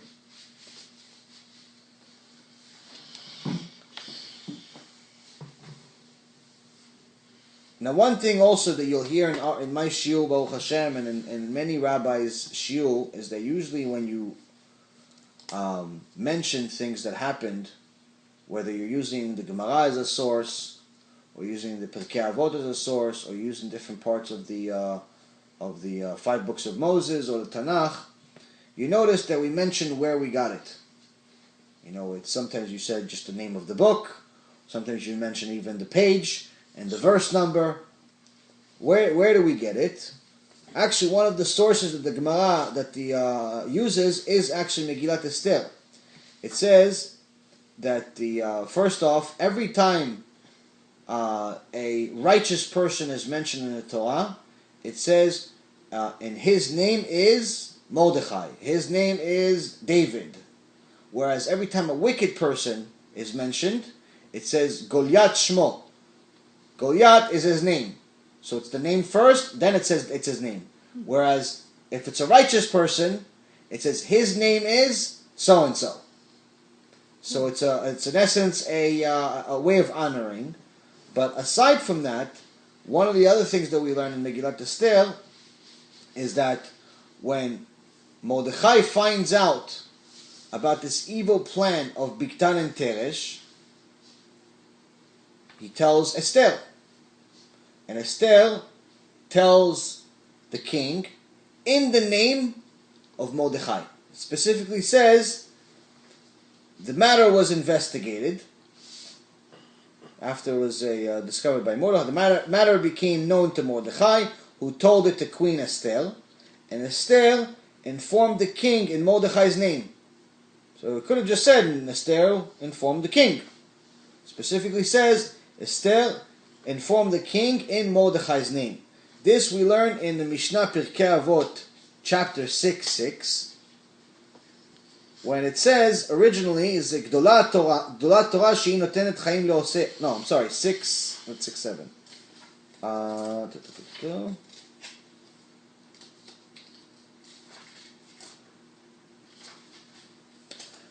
Gdolat Torah yoter min ha'keuna u'min ha'malchut. The Torah is even greater than priesthood or royalty. And then it gives you different details of what the Torah does. But at the end of that Mishnah,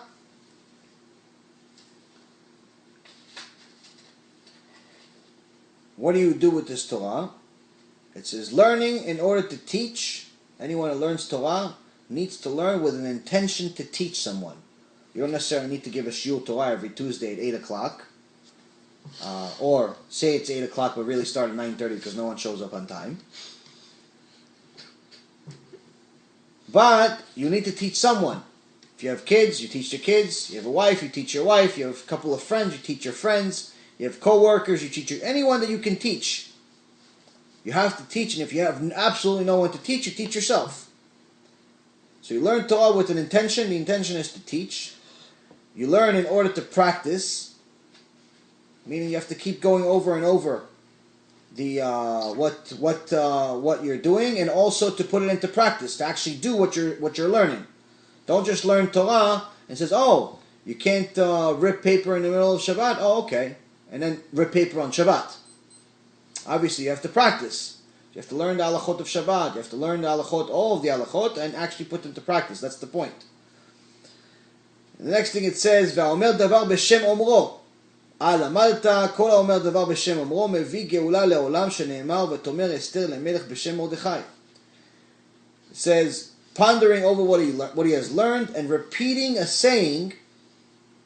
If you're mentioning a verse, repeating a saying in the name of the one who said it. For you have learned this: whoever repeats a thing in the name of the one who said it brings redemption to the world. As it is said in Megillat Esther, and Esther said to the king in the name of Mordechai, verse 222. So when you are mentioning your source of where you got your information, you're actually bringing the Mashiach that much closer to coming. And aside from that, it's also very good etiquette, very good character trait to do, because you're showing that you are learning from someone and not necessarily showing gava, that you actually know everything, because you really don't. So you're not allowed to steal anyone's idea. If you have an idea, if you're using somebody's lecture as an idea or something like that, you have to mention where you got the information, as it says in the Mishnah. So after it's discovered, they find those two people guilty. They put them each in a room and confirm that they wanted to kill the king.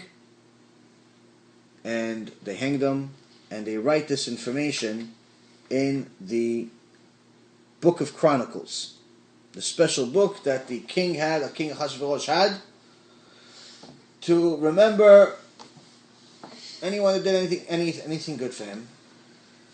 Now this is also another key part of the puzzle. How so? If anyone does something good for you, you say thank you, you try to return the favor. If you're in a position of power, let's say if you're a CEO of a company, somebody did you a big favor, and they need a job, you give them a job. If you're a king of 127 countries, somebody saved your life, you gotta give him something. Give him a few dollars, give him a country maybe, saved your life. Here we see the king of Achashverosh, as generous as he was to everybody else, to Mordechai he gave him nothing. He saved his life, he gave him nothing. This is a very big part of the puzzle. If he would have paid him right away, then later on in the story, when Haman was planning on killing all of the Jews, when it came time to fulfill the prophecy, fulfill pretty much Hashem's goal, which is to destroy Haman, part of the whole mission was to bring Haman to the highest level possible, get him to be the number 2 person behind the king, in order for his drop to be as big as it is. But how to do it? By showing that Haman is evil in his nature. He's trying to not only kill the Jewish people, he's trying to kill the most important people to the king, one of them being Mordechai. Now, if the king would have paid back Mordechai, he wouldn't have even thought about Mordechai ever again. But after the first dinner that he had with Esther, he went to sleep, couldn't sleep. They said the angels kept throwing him off the bed. Woke up and he said, you know what, I don't know, he had a bad dream. He's thinking, and he has a bad dream about actually Haman chopping off his head and wearing his crown. Said, maybe somebody's trying to assassinate me. Maybe why would anybody try to assassinate me? I'm so generous, I give people money, I give them this, I give them that. So let me look at my book of Chronicles to see if maybe I forgot to pay somebody that did me a favor. This is where Mordechai shows up. If he would have already paid him, Mordechai wouldn't have showed up. He said, I already paid him. He's going to pass him like everybody else. Because he didn't pay him right away, the reward was available to later, which ended up was one of the key parts that saved Am Yisrael. This is the same thing of how we have to look at our life today. Sometimes somebody does a big mitzvah, they arrange a Shiur Torah, they donate a lot of money, they do any type of mitzvah. I actually have a guy in the other shul, in Shul Miami. God bless him, Baruch Hashem, he's doing tshuva, he started keeping Shabbat, mitzvot, and so on.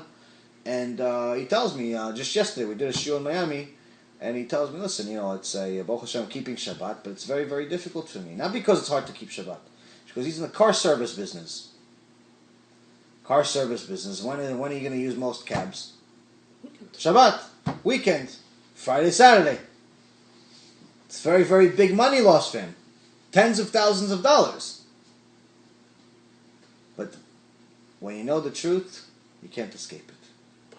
When you know when the Parnasai is from Shamayim, it's from Shamayim. So on one end, if we don't know that it's from Shamayim, we don't believe that it's from Shamayim, then we say, listen, I have to go get my reward right now. I have to go get my reward right now. The king, I did you a favor, I saved your life, give me the reward right now. Hashem, I did something, I did a little mitzvah, give me the reward right now. But if we know that Hashem has our best interest in mind at all times, then we know that anytime we don't get reward right on the spot, it's because there's a much bigger one waiting for us when we need it, not when we want it. Mm-hmm. When we need it, it's much more valuable. When we want it, it's just a short-term desire.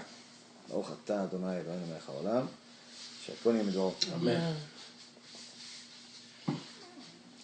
There's a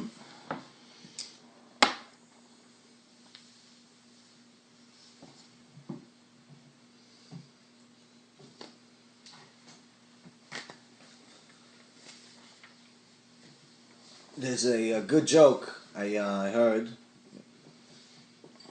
This kid comes to his father and he says, Abba, I need this costume.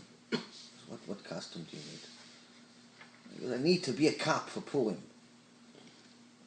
Listen, his father was very, very cheap. Didn't want to spend any money. He said, no, why don't you be a criminal instead? It's easier costume. Goes, no, I need it. You know how little kids jump up and down, make a big mess. I need it. Okay, fine. On Purim, you're going to get the costume. Fine. So, day before Purim comes, his father gives him a little half-broken gun. He says, okay, you're a cop. He goes, Abba, where's the costume?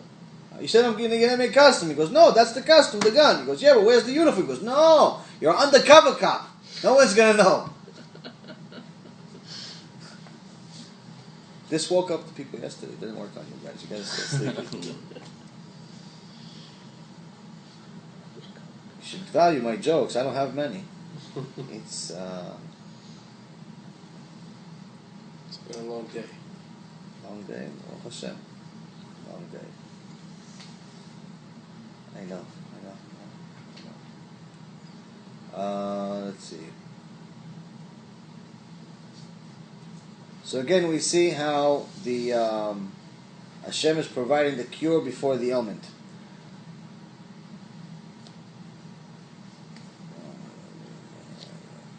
Okay, so fast forward, we see that Haman obviously hates the Jews, hates Mordechai specifically, mainly because Mordechai does not bow to him, especially after he becomes the number 2 person behind the king. He does not bow to him. He doesn't do anything.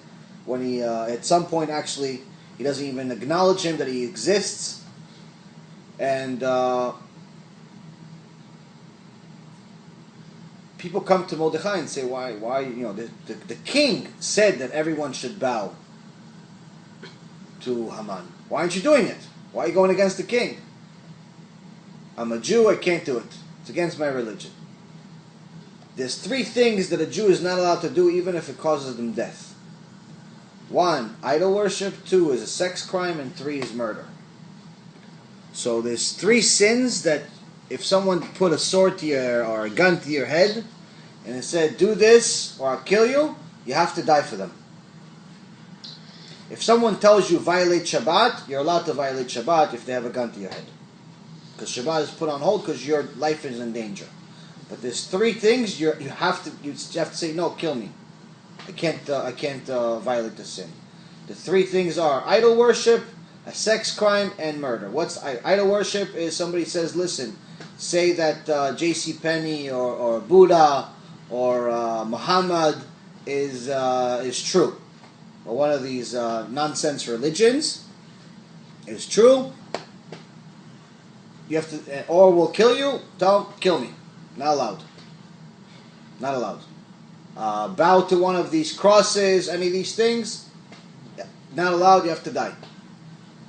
Second thing is sex crime. Somebody tells you, listen, have sex with this married woman, have sex with this non-Jew, or I'll kill you. You have to die.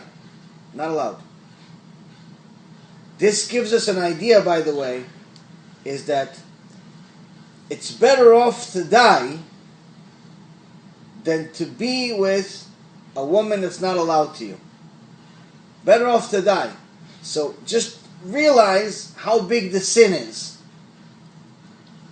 when people do it voluntarily. You understand? The Torah tells you this one, being with a woman is not allowed to you, you have to die instead of doing it. It's one of the 3 things, only 3 things in the entire Torah you have to die for, because the Torah says Hashem gave us the Torah for us to live, with 3 exceptions. Believing in saying that you agree to a false god. But another one of them is a sex crime. And the third one is murder. Your life is not more valuable than anybody else's. Everyone is brought to this world. You can't say, listen, kill him or we'll kill you. You have to die. You can't kill somebody else. There's a very famous story in the Shoah, in the Holocaust. A righteous man comes to a very rich guy, comes to his rabbi, he says, listen, Rabbi, my son is in the Holocaust, but I have a way to rescue him. Some money. It's going to cost some money, but it means that somebody else that's Jewish is going to die. What should I do? The rabbi tells him, I can't believe you're asking me this question. And the guy said, don't answer, Rabbi. I got the answer. And he let his son die. He let his son die. People today wouldn't even go to a rabbi. They just shave their son. They don't care about any. The whole neighborhood dies. It doesn't matter. People are selfish. But when you have the Torah, you realize your life is not more valuable than anybody else's. And if Hashem wants you to live, it doesn't matter what anybody else does anyway. But this gives us a lot of Musar, because you hear that Mordechai refused to bow to Haman, and this is the one major thing that made Haman hate not only Mordechai but all of the Jews. He already hated the Jews from birth. He was from Amalek. It's in his blood to hate the Jews. But Mordechai would made him heat it up. It's like somebody's already angry and you're like poking at him. It's like somebody, and I remember like on Wall Street, I didn't have any good midot whatsoever. I had no Torah, so somebody would if it was like a bad day, the worst thing you could ask somebody on Wall Street if they're having a bad day is, how much money did you lose? What difference does it make? You're already hated. You're already upset. When you ask how much money I lost, it makes a difference. What, are you going to give me the money? So, or something, silly questions. Silly, rhetorical, just retarded, actually, questions that people ask just to make conversation. And it's the worst thing you can do when somebody's angry. So, here we see that Haman already hates us, but Mordechai is specifically making him angry. How is he doing it? Because Haman would walk around, he would want everybody to bow to him, but not only to him, to his idol. So he'd wear a chain with a pesel, with an idol. So everyone that would bow to him is also bowing to his idol. So Mordechai not only doesn't bow to him, but every time Haman comes next to him, he shows him the bottom of his shoe. Why does he show him the bottom of his shoe? Because of the background story. Chazal tells us that originally Haman and Mordechai were both generals in the army. And at one time they had a war with a different country. They were both on the same side. And Mordechai would teach his soldiers good midot. You have to only eat a little bit each time.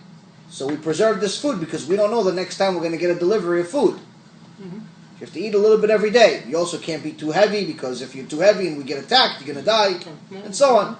Teaching him like a soldier. Good midot. Haman didn't teach his soldiers anything. His soldiers were like animals. They're like pigs. So as soon as they got the delivery, they finished the entire food. Now, soldiers get hungry the next day. They come to Haman, he's their general. He goes, okay, give us food. He goes, I don't have any more food. And he saw that this huge army is getting so angry, they're about to kill him. They're putting him in charge. So he ran to Mordechai. He says, please give me some of your food. You have a lot of food. He goes, no, why would I give you any food? He goes, if you don't give me any food, all my soldiers are going to kill me. He goes, why is it my business? You made a mistake. You taught them the way you did. You treated them like, you trained them like animals. Now deal with it. No, please, help me. Give me some food. He goes, what can you give me? He goes, I promise you that as soon as this war is over, I'm going to be a slave to you for the rest of my life. I'm going to be your slave. He goes, okay, you saying it doesn't mean anything to me. How do I know that if the war is over, you're not going to back out? He goes, no, we're going to write a contract right now. But there's no pens. So what do? On the bottom of his shoe, on the bottom of Mordechai's shoe, he engraved that I, Haman, am Mordechai's slave forever, and he actually put his blood on it to fill up the thing, so you know it's from him. So every time Haman would come, I'm Mr. Big Shot, Mordechai would show him, hey buddy, you're my slave, you're no big shot, nothing. You're my slave. So he's heating up even more. So he already hates him as it is. He knows that everything he's saying is true, and on top of it, he is heating him up. So this kind of brings us to a question. I mean, technically, you're not supposed to make somebody more angry. They're already angry at you. What's the reason? No, any ideas? Making him more angry? It's making him even more angry. Intentionally? Intentionally, not intentionally. The point is he's doing it.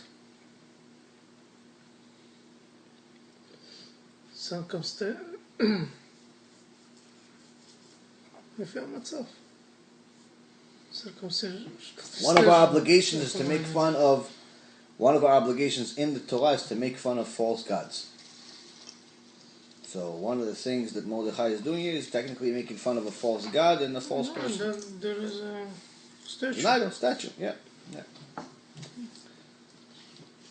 But Mordechai is a man of truth. He's never going to go against it. And in reality, he knows that Hashem is the one that runs the world, not Haman, not any power. And he's not going to make a sin of idol worship or any of these arek v'lo ya'avol types of sins. Even though, unfortunately, a lot of Jews made the sin and bowed to him. Which is the reason why we're in this mess in the first place. So Haman, at the end, became a slave to Mordechai. No, at the end of Haman died. But before this story, before this whole story, before Haman became so powerful, he was technically supposed to be Mordechai's slave, but he backed up, he ran away. He couldn't handle it. No, he was a wicked person. So he didn't want to be a slave for anybody. So now Haman decides, okay, I'm going to destroy, I have this big position with the king. I'm going to plan of when I should go and destroy the Jews. Convince the king to destroy the Jews. Remember I told you, Haman was the second richest person of all time. Korach was the richest person of all time. Haman was number 2. He was even richer than Achashverosh. So Haman believed in luck. He didn't believe in Hashem. So he made a lottery of when is my luck going to be good to go against the Jews, and he decided the month of Adar. Why the month of Adar? Because according to their Torah, Moshe Rabbeinu died in Adar. Well, you didn't know, if you would have read the Torah, you would have seen that Moshe Rabbeinu was also born in Adar. He was born and died in the same day. So a lot of miracles happen in Adar. So now Haman comes to King Achashverosh, and he says this: there is a certain people scattered abroad and dispersed among the people in all the provinces of your realm. Their laws are different from every other people, and they do not observe the king's laws. Therefore it is not befitting the king to tolerate them. If it pleases the king, let it be recorded that they be destroyed, and I will pay 10,000 silver talents into the hands of those who perform the duties for deposit in the king's treasuries. So in essence, what Haman is doing here, he's trying to buy the king's favor. He says there's this people, they're different. He doesn't say the name, he doesn't say Jewish people. People that are scattered, they're all over the place, but they have this weird religion, they look weird, they don't obey the laws of the king. And it's not, since they don't obey the laws of the king, it's better off to get rid of them. Why? Because one of their laws is so crazy where if they have a cup of wine and a fly goes into the cup of wine, they take the fly, they take it out, and they drink the wine. But if you, King Achashverosh, touch the wine, they'll throw the wine out. What he's talking about? Yain nesech. If you have a yain lo mevushal, an uncooked wine, one of these expensive wines that are not cooked, like the grape juice we drink, a really good wine, if a non-Jew touches it, you are not allowed to even give that wine to your dog. But this is not discrimination against the non-Jews. This is also discrimination against Jews that don't keep Shabbat, don't keep mitzvot. A Jew that does not keep Shabbat touches that wine, the wine goes in the garbage. This is not the laws of rabbis, this is the laws of Hashem. Yain nesech. Why? Because in the old days, I don't know if it's necessarily done as much today, but in the old days, wine was one of the major ways that they would practice avodah zarah, idol worship. They would give wine and use wine for idol worship. So here Haman knew these rules. And he said, listen, king, if you touch their wine, they're not going to drink it. They're going to throw it out. But if a bug goes into their wine, no big deal. They drink it. They throw the bug out and they drink the wine. So a bug is better than you, king. You shouldn't tolerate this type of discrimination, these types of people. And on top of it, I'll pay you 10,000 silver talents. How much is 10,000 silver talents? 10,000 silver talents is 24 million ounces of silver, or 750 tons of silver.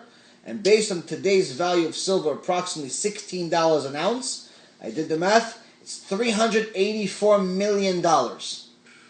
Haman is paying Achashverosh nearly $500 million to allow him to kill this strange people that don't have a name, that are dispersed everywhere, that are going against the king, and a bug is better than the king to them. Based on all this description that he just gave the Achashverosh, we lied about all this, but the point is, this whole description, why wouldn't he agree? But here we see that in order to do his will, Haman was the ultimate negotiator, but also delivering the wake-up call from Hashem. What are these three signs that he says? It says, "Vayomer Haman lemelech Achashverosh yeshnu am echad." So the word yeshnu literally means there, but yeshnu comes from the root of the word yeshanim, sleeping. So Hashem is telling us this whole thing is happening because you're all sleeping. You're all sleeping in the middle of a Shiur Torah. You're all sleeping and not doing this. The whole nation is not doing tshuva. The whole nation is going against Hashem. You're sleeping, he says. Hashem is telling us here. Second thing. He says, this nation, mefuzar u'meforad. It's scattered and dispersed, meaning that they're not together. Sinat chinam. The Ashkenazi hates the Sephardic hates Ashkenazi, everyone hates the Yemenites hate everyone. This one is Polish, this one is Russian, this one is this one is that. Different minagim, different machloket, problems. That's not just today. Hashem says machloket, just like you had at the time of Cyrus. I told you, you're supposed to build a Beit HaMikdash, only 42,000 people showed up. No Beit HaMikdash. You still don't do tshuva after a few years? Okay, I'll destroy you. You're not united. What is the significance of being united? I said this a couple of times in the last week, but it's good to include in this shiur also. At the time of Noach, the people of the world sinned by making a huge amount of sins. They stole, they raped, they had bestiality, they had homosexuality, they wasted seed, so on and so forth. But they didn't go against God directly, they went against each other. But how long did it take Noah to build the ark? Like 150 years, 150 years? 120 years. 120 years. So Hashem allowed him to take that long because he wanted to give the people time to do tshuva. Chance. They didn't do tshuva, Hashem destroyed all of them. Only Noah, his 3 sons and their 3 wives, and Noah's wife, and Og, the king of Bashan, the giant, survived with the animals. Hashem destroyed the entire world. But if you fast forward after the flood, about 350 years, you have the Tower of Babel. Tower of Babel was the people of the world who knew the sons of Noach, meaning they knew people that were there at the time of the flood, decided that they're going to build a building to reach the sky and fight Hashem. As foolish as it sounds, that's what they did. They build a very, very big building to go fight Hashem. They weren't fighting each other. They were fighting Hashem. And Hashem, how did he punish them? He didn't kill them. He just changed their language. So all of a sudden, everyone speaks Hebrew on one end before this happened. Hashem's punishment, all of a sudden, this guy speaks Chinese, the other guy Arabic, the other guy Spanish, the other guy French. So everyone's talking, but nobody understands each other. And this led to the destruction of the building, but the people itself, Hashem didn't destroy. So when you think about it, it should be the opposite. The generation of Noach went against each other, not against Hashem. The generation of the Tower of Babel went against Hashem, not against each other. Why didn't Hashem destroy them, the Tower of Babel? And why did He destroy the ones of the of the generation of Noach? This teaches us the power of unity, the power of being united. Hashem said, listen, going against me is one thing. Going against each other, I can't tolerate it. It's even worse than going against Hashem. He says, the generation of the Noach, they didn't go against me. They went against each other. Once they went against each other, I couldn't tolerate it, I had to destroy them. Generation of the Tower of Babel, even though they were going against me, at least they had unity. At least they were together. It's worth keeping them. This is also what we learn here. When the Bet HaMikdash was supposed to be built, the second Bet HaMikdash was supposed to be built, 42,000 people show up. No unity. When this whole story takes place and Am Yisrael is nearly destroyed, no unity.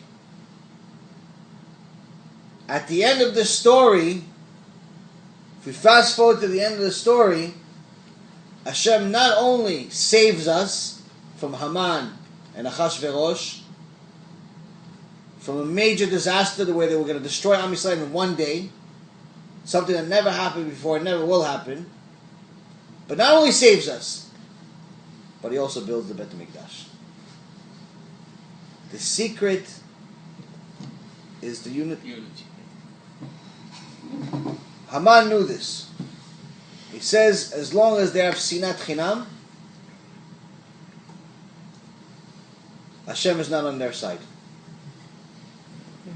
The second tool that he used is kavod. He went to convince Achashverosh. He says, oh, they're going against you, so he's trying to please him, so he's giving him kavod. Kavod, anyone that's wicked, that's the number one way to get to their heart. And the third thing is money. Money, obviously, is the number one tool that people use today, so if you gotta go, you gotta go. So, but not only some money, he's giving him $384 million. $384 million is hard to... it's hard to negotiate out of. But he's also putting Am Yisrael in a position where they can't just talk the king out of it. It's not, when you tell them, listen, I'm going to pay you more, they don't have $384 million. On top of that, they can't give him this, they can't explain, they can't rebuttal this whole thing about how they got disrespected him. And the last but not least, the sinat chinam is not up to them. They have to change their own actions, they have to change as a people. So this is three tools that Hashem used against Am Yisrael, that Haman used against Am Yisrael, that Hashem in essence signed off on, to allow it to happen, to make everyone do tshuva.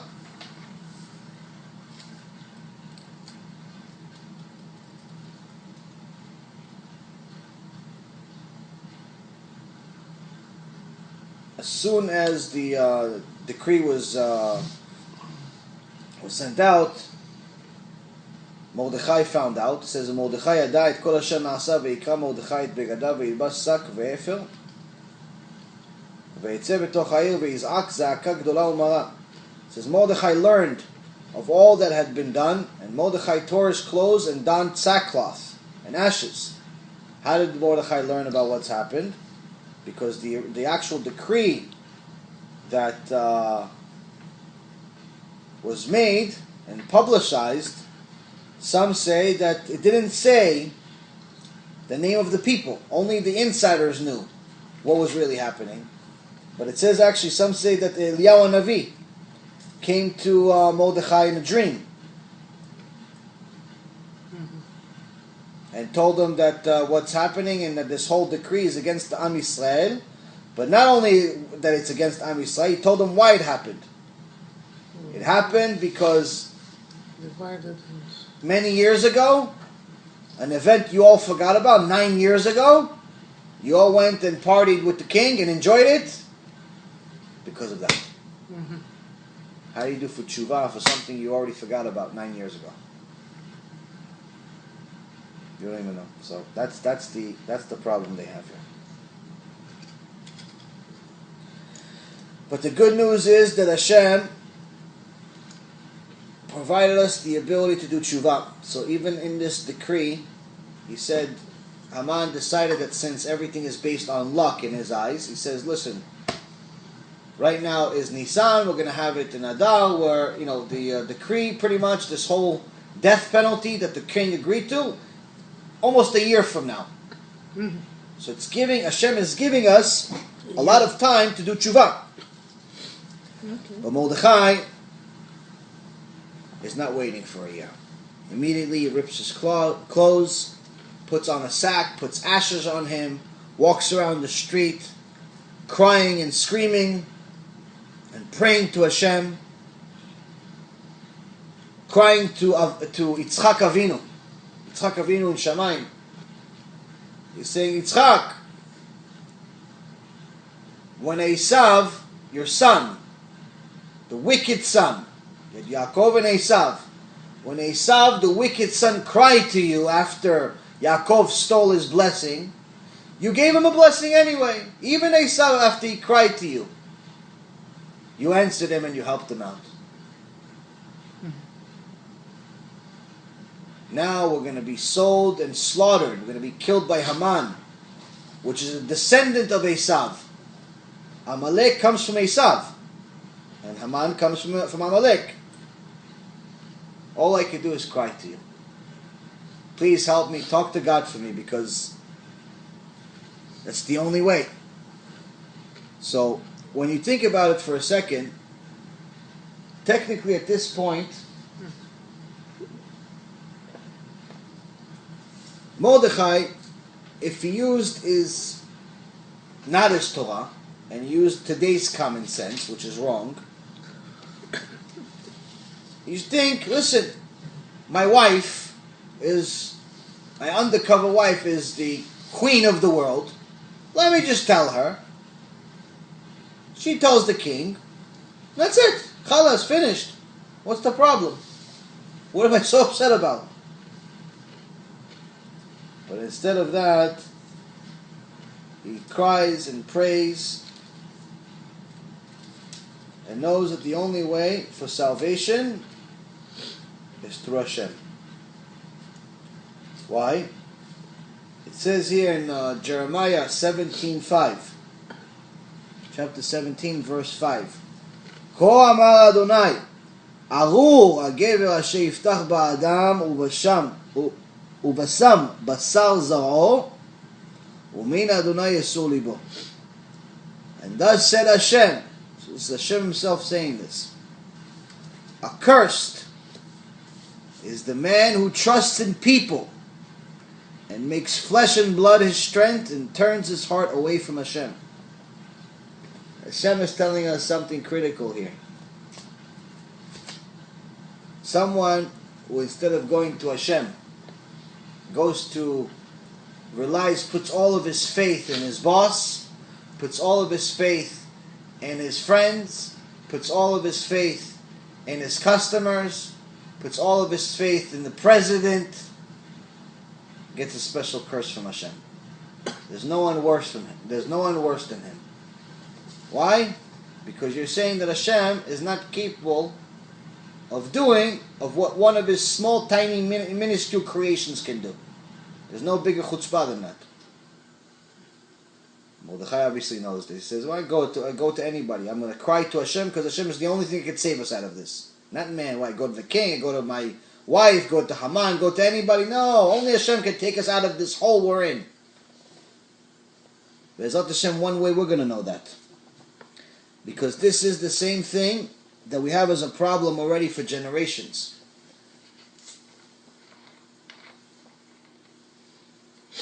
Every city and every country was mourning, just like Mordechai was. But it says here in every province, any place the king's command and decree extended, there was great mourning. So it says V'chol medina u'meduna. It's a superfluous word, meaning it's using the same word twice. What's the significance of it? It says that the further the country was from Shushan, from the capital of where the Malchut was, the kinghood was, the worse the mourning was, meaning they mourned even more. They felt worse. The people that were close to the castle weren't really too worried. They figured, listen, we're close to the castle, we're close to the king. They're not going to kill us. We're friends. We're government officials. We're friends of the king. We play golf together. This is no different than the mistake that we've been making for generations. Same mistake that the German Jews made during the Holocaust. Same mistake that the European Jews made during the same Holocaust. Same mistakes that people are making until this day in America. Where they think, no, we're government officials. We're part of this organization, that organization. Listen, my friend, the Japanese, there was a lot of them before World War II was officially joined with the United States. Mm-hmm. A lot of them in the United States. The minute Japan, which is a country that many of them were not even associated to anymore, Mm-hmm. the minute Japan bombed America, every one of those Japanese people were recruited and put into camps. A lot of people don't know this. All of them were put into camps and stayed there for a long time. So people think that, no, listen, if something chas v'shalom happens against the Jewish people, we're okay because we're friends of America or anything like that. You can't trust anyone but Hashem. That's what I'm trying to say. And unfortunately, people are making that mistake because what ends up happening with those types of people that have their trust in people instead of trust in Hashem, what happens to them? Hashem curses them. And how does He curse them? They're the first ones killed. You see the people that had in Germany. Who did the Germans kill first? Which Jews did they kill first? The ones in Poland or the ones in Germany? In Germany. Same thing. So it's throughout all of history, not just the Holocaust. Imach Shemam v'zicham, all of these Nazis and haters of Israel today and in the past. But that's just the reality. But it's our fault. That's really the key here. It's our fault. Not saying anything bad about any Holocaust survivors or anything like that. They're all, Be'ezrat Hashem, in a better place today. But the reality of it is that it's written in the Torah, Im bechukotai telechu. If you go within my laws, Hashem gives you special protection. Ones that are righteous are in Gan Eden. Ones that aren't, did a gilgul. But the point is that all of this suffering comes for a reason. Why? Because we put trust in man. As Book of Jeremiah says, you put trust in man, Hashem curses you. It says it's as simple as it gets. It's not the most pleasing thing in the world to hear, but it is the truth. Now, as soon as Mordechai walked around as he did, the messengers of and the people that worked for Esther saw him, and they reported it to Esther. Esther, as soon as she heard that the tzaddik Mordechai is walking around with a sack, crying, screaming, with ashes on him, it says, V'titchalchal. V'titchalchal means she was greatly distressed. But Chazal says that titchalchal actually means one of two things. She either became nida on the spot, she started bleeding, or it's possible, some people say, that she actually was pregnant with the Achashverosh's baby, and she had a miscarriage on the spot. Nitchalcha? V'tit chalchal. תתחלחל. It's a biblical word. It's not a normal. It's not a modern Hebrew word. Okay. Titchalchal. Greatly distressed. That's the pshat. But the literal meaning means became full of hollows. She became full of holes. Mm-hmm. So the Chazal explains it in Masechet Megillah, page 15, that her stomach loosened, meaning either she blood came out because she became nida, or if she was pregnant, some say in Midrash Panim Acherim, says she actually had a miscarriage. Mm-hmm. Lot of stress. So she called Mordechai. She sent him clothes because she wanted him to come to her. He's not allowed to go into the castle with his sack. Mm-hmm. Mordechai did not accept him. Why not accept him? Why, he's got gava? He wants his sack? No. What's going on here? It says that Mordechai knew the only chance he has is he puts 100% faith in Hashem and doesn't stop praying. So he doesn't have time to go meet with anybody. Mm-hmm. He has to pray, he has to cry, he has to save Am Yisrael. Didn't want to stop, he couldn't go into the castle, couldn't do anything. And the messenger was asking Mordechai,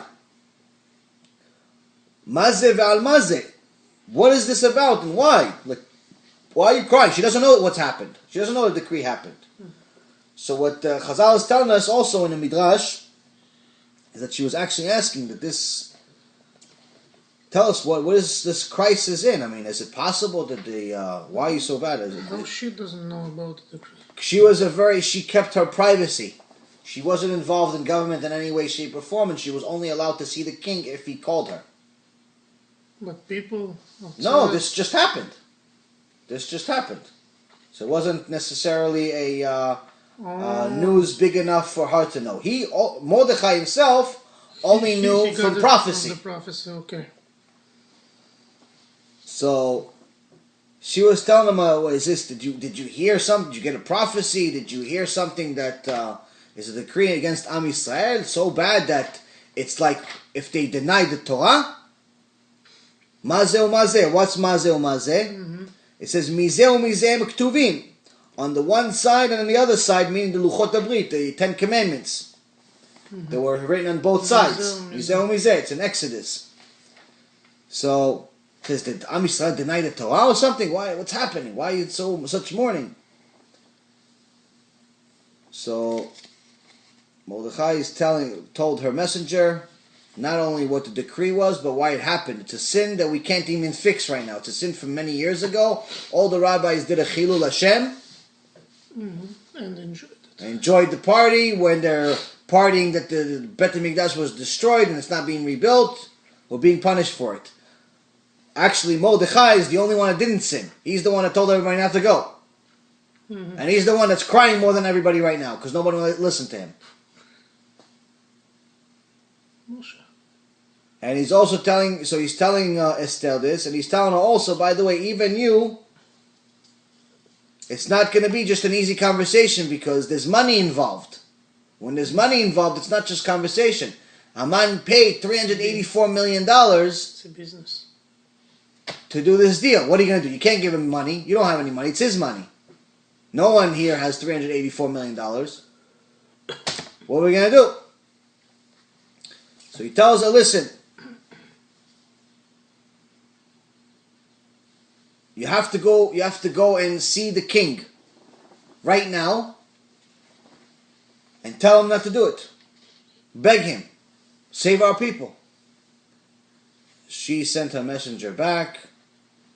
And she says, listen, the king, you know that the king has laws, and no one is allowed, including me, the queen, to just go see the king uninvited. So if I go there, I'm making the same sin like Vashti made.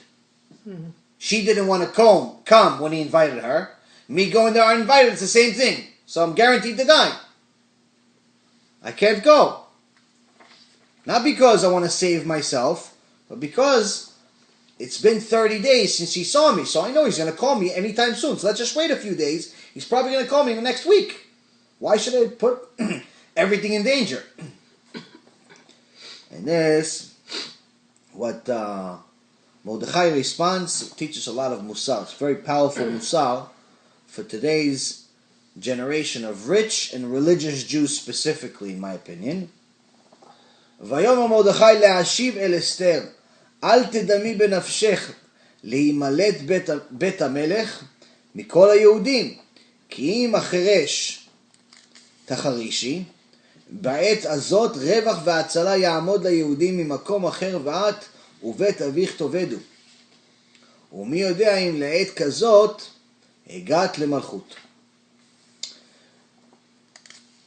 So Mordechai says, he replies to Esther, he says, do not imagine, do not hallucinate in your soul that you will be able to escape the king's palace any more than the rest of the Jews. Like, don't think that just because of your queen, you're going to stay the queen when this decree is passed. They're probably going to kill you also.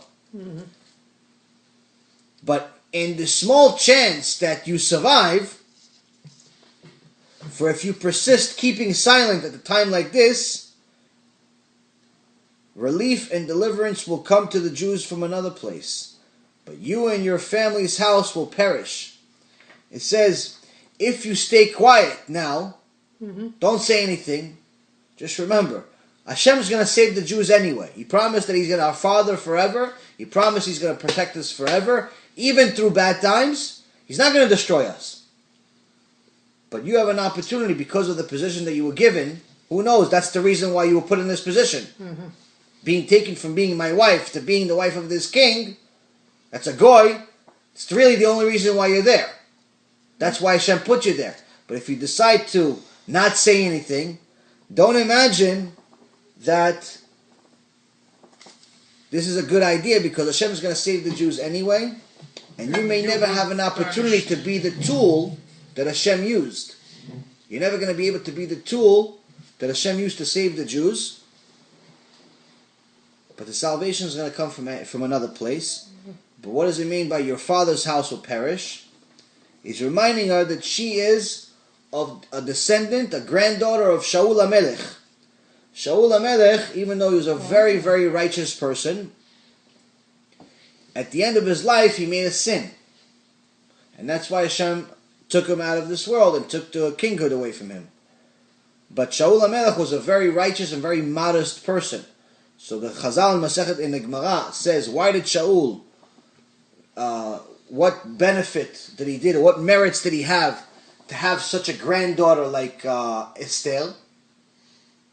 It says because Shaul was very modest, was a very modest man. Even though he was so big and he was powerful, he was head and shoulders above everyone, both spiritually and physically, he was still a very modest person.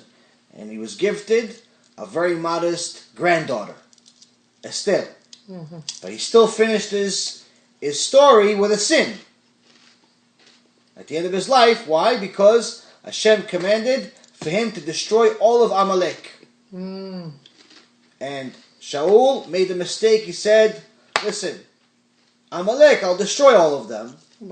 But why kill the sheep? I can use all these sheep as korbanot. Mm-hmm. On top of it, when he got to the king, Agag, he said, look, Agag is a little scrawny, little nothing. Why am I going to kill this guy? What can he do, this little guy? Nothing. So he let him live. Hashem specifically said, destroy all of them. So the prophet Shmuel came to rebuke Shaul and went to the king and killed him himself. And Shaul never picked up a sword in his life. But he went and he killed the king himself the next day. The problem was that was enough time. That was a few hour difference. Right. Enough time for him to be with his wife. And that's where Haman came from. So from the mistake that Shaul, Esther's grandfather, made, Haman, the very same Haman that's about to destroy Am Yisrael, was born. So Mordechai is telling her, the mistake your grandfather made, you have an opportunity either to fix it or not. Because all this is happening because of a mistake of a previous generation.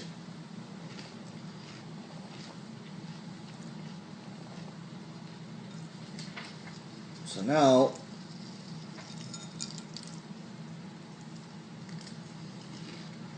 this is where the action happens.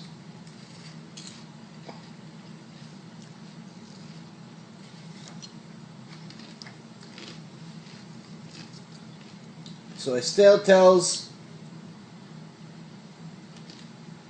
Mordechai, tell the entire nation to assemble, to come together, and everyone fast for me 3 days. For me. Okay. Because I'm going to go and approach the king without being invited. I'm going to listen to you. He's going to do what you said.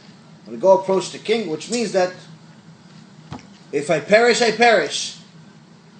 If I go to the king, he doesn't like that I came. That's the law. He's going to kill me on the spot. But if I die, I die. It's not to protect myself, she says. I'm doing it to protect, to protect Am Yisrael. But if you're saying that I have to do it right now, I have to do it right now. And if I die, I die. But at least have Am Yisrael fast for me 3 days. And I will also fast with all of my maidens. We're also going to fast 3 days. To get so all of Am Yisrael has to do tshuva to get the Hashem to bring mercy on us.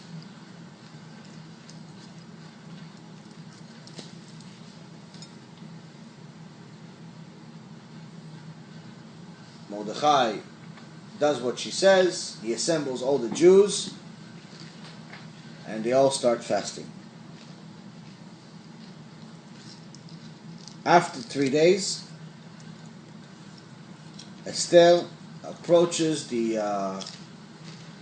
says, now it came to pass on the 3rd day, Esther dressed up as Esther donned royalty and stood in the inner courtyard. It says, Esther, v'ta'amod b'chatzer. V'ta'amod comes from the word Amidah. Amidah is the Tfilat Shmona Esrei. So she was praying, Tfilat Shmona Esrei. She was praying to Hashem, crying to Hashem to help her bring mercy so the king doesn't kill her when he sees her, because she's in a place she's not allowed to be without being called. Mm-hmm. But the king sees her, says, what is it for you, O Queen Esther? What is your petition?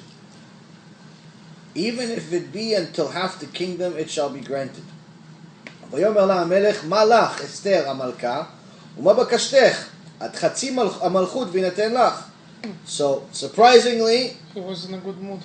not only a good mood, he ran to her. He saw that she was shaking uncontrollably. She was very, very nervous.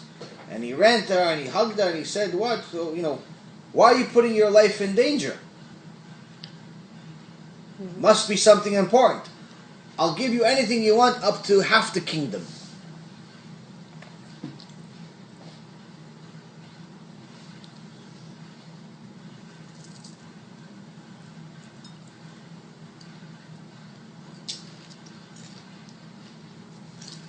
So the first thing she says to him, she says, what's wrong with you? She says, when I knew that I was here, next to your majesty, I was overcome by your high dignity. She's giving him kavod. She's making him feel good. She's pumping him up.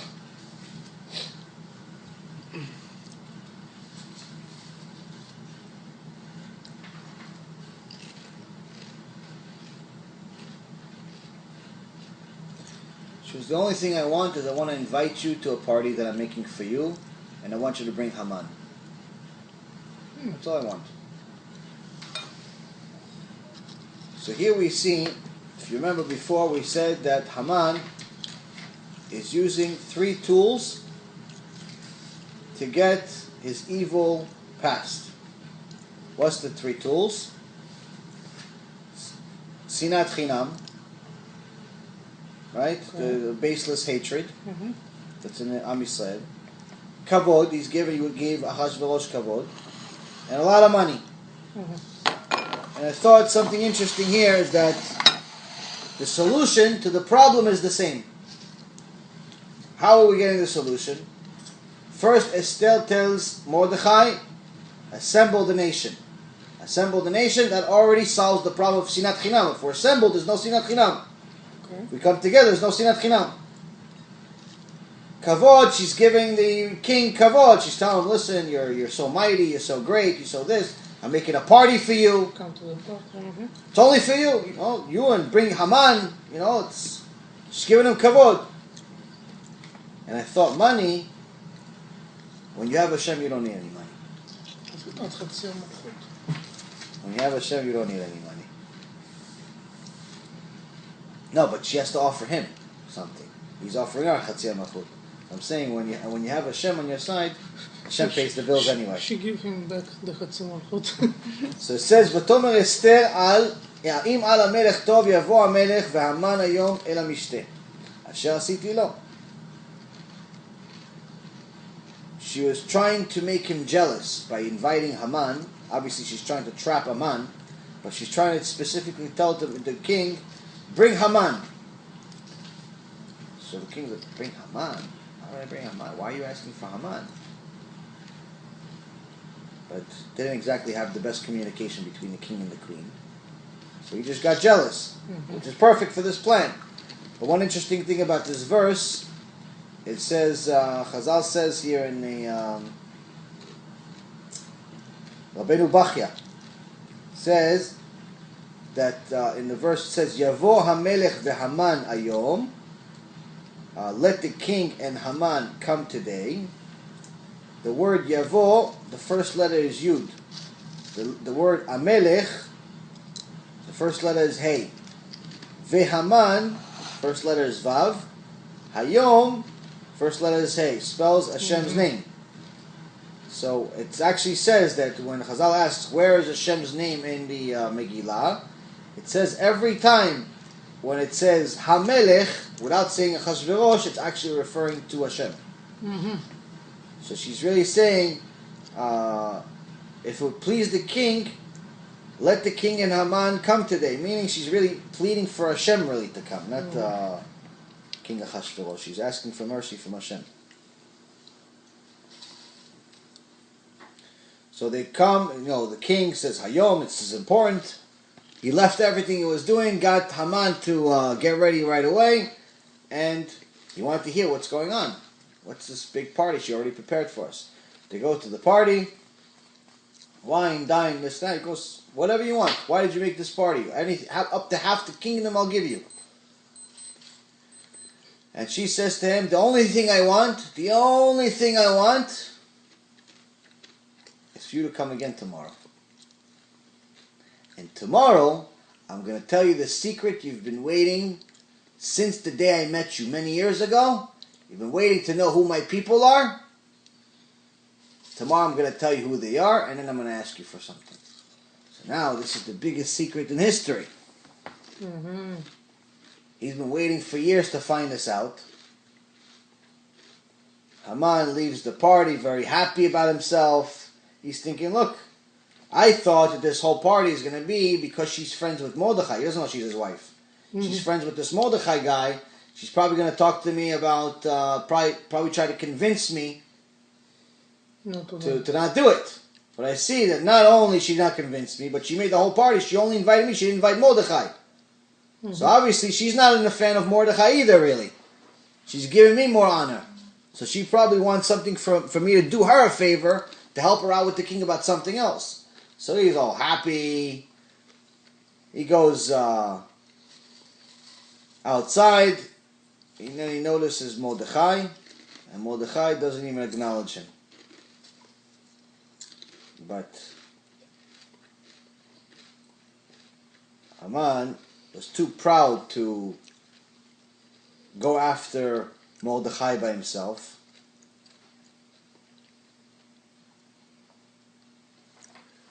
And he went home, he says, listen, I'm just going to destroy all of his people, but now he's making me so mad, I'm going to go after him. I'm actually going to talk to the king and tell him that this specific guy that your advisor, we have to kill him. So he goes to his family. He tells them, look, I have all this money, I have all these sons, I have all this kavod, but all of it is worthless to me. וכל זה איננו שווה לי בכל עת אשר אני רואה את מרדכי היהודי יושב בשער המלך. all of this is worth nothing to me. All the money that I have, all the power that I have, all of this is worth nothing to me as long as I see this Mordechai sitting in the king's gate. Not that Mordechai is not bowing to him. He's not going to tell anybody that he's upset about Mordechai not bowing to him. He's just upset about Mordechai even being in this position of where he is for the king.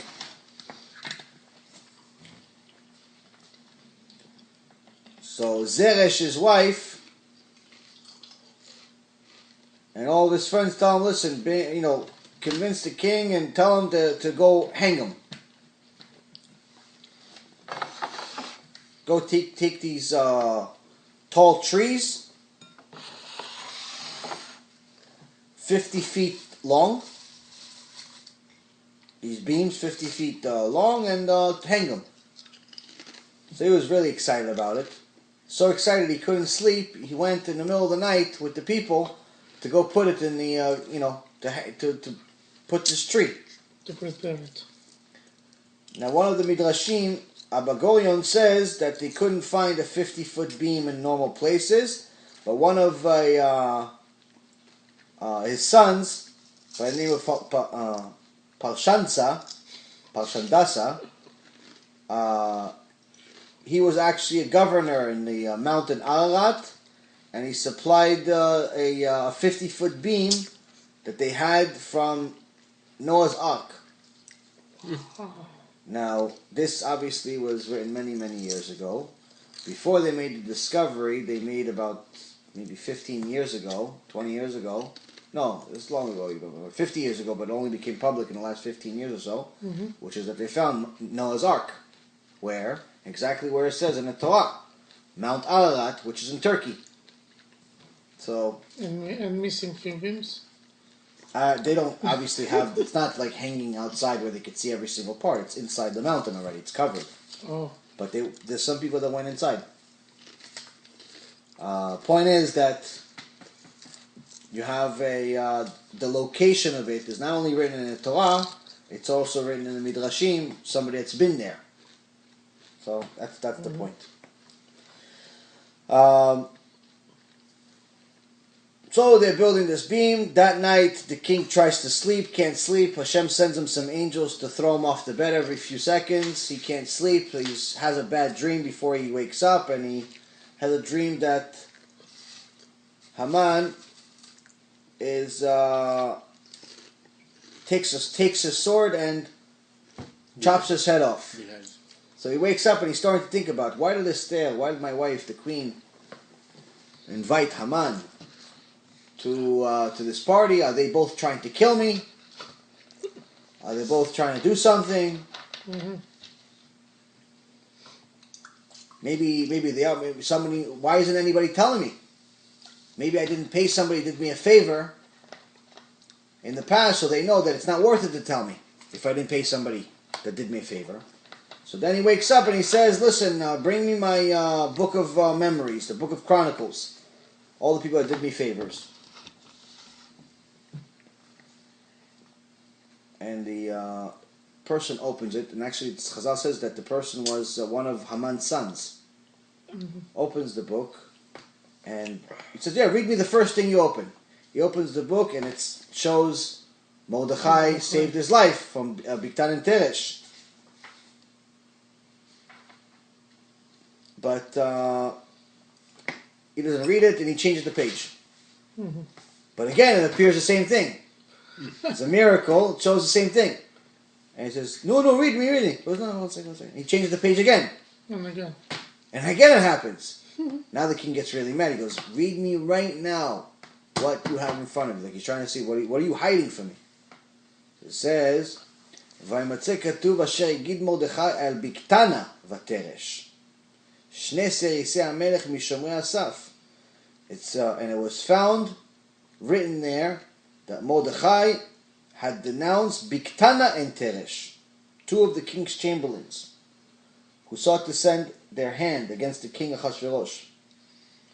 So, in the beginning it said Bigtan and Teresh. Here it says Bigtana. Why? Because when the whole thing happened, one of Haman's sons was actually the scribe that would write it in the book. And he didn't want Mordechai to get the credit. So, and also, especially since his father, Haman, he got the credit for doing it. So what did he do? He says, he put Biktan or Teresh. Biktan or Teresh. Meaning that Mordechai went against Biktan or Teresh. Mm-hmm. So it seems like one of the people, maybe there was a mistake here. Instead of it being, I saved the king, maybe there was a mistake here. Maybe I killed somebody, and maybe the king killed somebody innocently. So the miracle that happened here is that the word Biktan, and then there's Teresh. And he put the letter O, which is Or. Mm-hmm. Aleph Vav. So the by miracle, Hashem moved the Aleph to the end of Biktan, became Biktana. Mm-hmm. And the Vav, he moved it to Teresh. So it's Vateresh. So it looks like he saved him from Biktana and Teresh. There's no doubt. That's why it's written that way.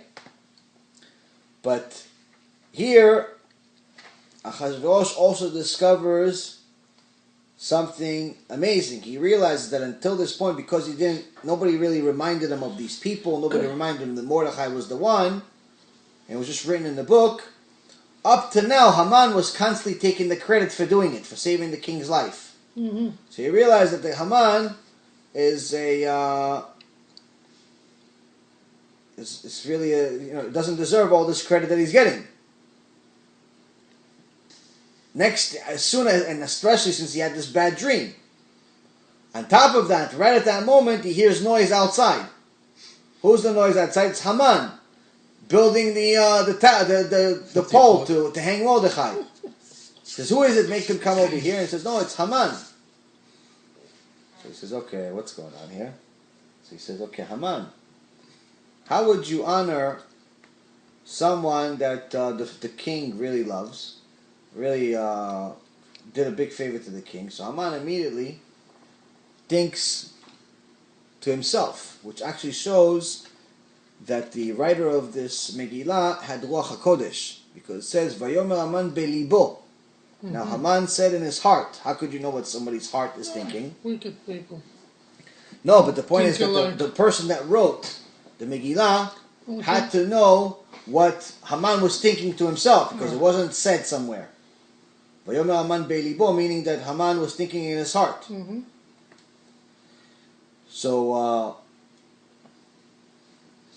Haman is immediately thinking about what he wants for himself. So what does he say? He's like, "Oh no, you should bring the crown. Your crown should be put on him." So he's like, "I saw this in a dream. He had my crown, and your clothing, and also it should be on a horse that you rode, your horse." And you should have somebody walk him and saying, "This is what shall be done to the man whom the king desires to honor." This is for a person that the king wants to give him kavod. Mm-hmm. This is what he gets. So now the king is even more convinced that Haman wants to do all this. He goes, "Okay, do all of that for Mordechai." He goes, "Which Mordechai? There's a lot of Mordechais." It was Mordechai the Jew. Mordechai Yehudi.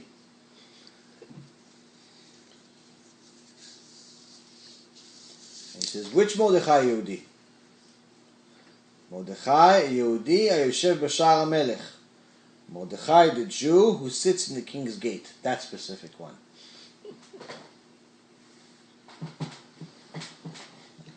Haman came to Mordechai, and he's going to try, Mordechai is in sack, looking like a mess. Like, I have to give you all this respect now for one day. He goes, "Yeah, but listen, I need to get a haircut, so I need you to cut my hair."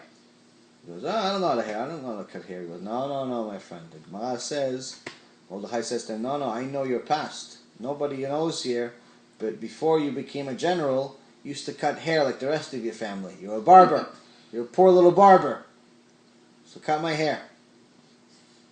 So he made him cut his hair, dressed him, and to climb on the horse. He climbed on him, kicked him a few times, made him mamash suffer. But now the most interesting part of the punishment of what happened is actually how Hashem shows us how the pride comes before the fall. Right before this, Haman was on cloud 9. He got the decree that he wanted against the Jews. He has the money. He showed everybody off that he has all of it. He got invited to this dinner. Mordechai didn't get invited. And now Hashem is quickly, very, very quickly showing how the pride comes before the big fall. He raises you to the top, to really, really, really, really high. And when you're wicked, he brings you even higher just to make sure that the fall is even bigger. So now quickly he went from building the tower to hang Mordechai to now he's walking Mordechai with the horse and telling everybody that this is the respect you give somebody that the king loves. And his daughter sees this. Now, Mordechai was embarrassed of this whole thing. So what did he do? He didn't want anybody to know that he's the one that's walking Mordechai. So he put Mordechai with the clothes of the king, and he took Mordechai's sack and he put it on himself, so nobody could recognize him. So his daughter thought that it's actually Mordechai walking her father, walking Haman. So she takes the bathroom, a bucket of the bathroom, and she pours it, and it lands on her father. As soon as he sees that, the bathroom falls on him, and he looks up and she sees it's her father, she jumps off the roof and commits suicide. Wow. This is in Gemara Masechet Megillah, page 16. Instead of to say, oops, sorry. No oops, no sorry, no nothing.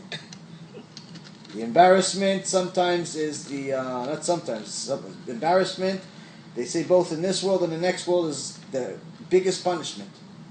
Rabbi Alon Nava that saw the other side, and other people that, even non-Jews, many millions and millions of non-Jews that had clinical death and went in front of the Bet Din, every single person says the worst part about it is the embarrassment. Embarrassment, because now you know the truth, because you're over there. There's no, oh, I forgot, oh, I didn't know. As soon as you arrive to the other side, your neshama already knows everything. It knows all of the sins and knows the truth of Torah. So it knows where you stand. So that's the worst part of all of it. The embarrassment of all the sins we made. As soon as this whole situation is over, Mordechai returns to the king's gate, puts back the sack, because he realizes that, okay, this was my last shot. I thought that maybe the one thing I'll be able to do is, since the king never paid me for saving his life many years ago, maybe now if he sees me in my sack, he's going to ask me what happened. I can tell him, this is what happened, save us, da-da-da. But now since he gave me this honor by walking with the horse and everything that I just got, now I know for sure I can't rely on anybody and only on Hashem. So he goes back, he puts the sack, starts praying to Hashem all over again like nothing happened. And Haman shows up at his house. It says, "Nitchafed beto avel vechafui rosh." It says with his head covered with poop. From his daughter. From his daughter's throwing it out the window. So he tells. So as soon as he sees his family and they see him all disheveled, they realize, okay, everything is, their God is getting involved. It says if Mordechai is of Jewish descent, you will not prevail against him, but will undoubtedly fall before him. So they already, all of his dear friends, all of a sudden, they're not called his friends anymore.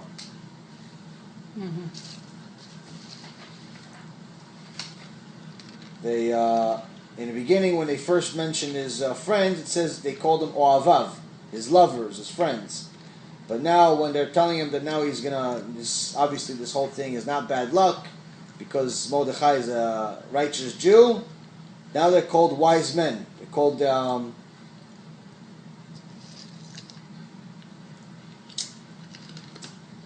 Chachamav. They're called Chachamav. So same people.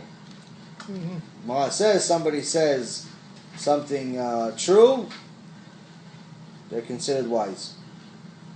But also you see here that as soon as they saw the tides had turned, immediately they left the ship. But even before he was able to change, even before he was able to clean himself up, immediately it says, while they were still talking with him, Odam medabrim, the king's chamberlains arrived, and they hurried him to bring Haman to the banquet, which Esther has prepared, to the second dinner. So while he still has all this disgusting stuff on him, they said, listen, you can't be late. It's the king. It's not a joke. Take him with him.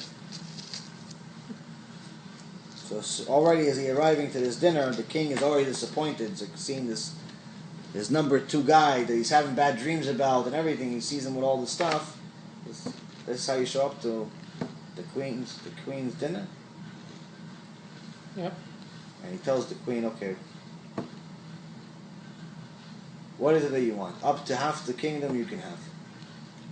And she says, if I found favor in your eye, please don't kill me. And don't kill my people. If you would have sold, because we've been sold, me and my people, you've always wondered who I am and who my people are. We're the people that were sold. And now we're not only sold, we're going to be exterminated. We're going to be destroyed. If we were just sold, I would have just kept it quiet because, who are we? Whatever, we just got sold. We're just slaves. It's not worth it enough to bother the king about it. But here there's someone that wants to destroy us. I'm pleading with the king, don't kill us. Who wants to kill you? Who wants to kill my dear queen?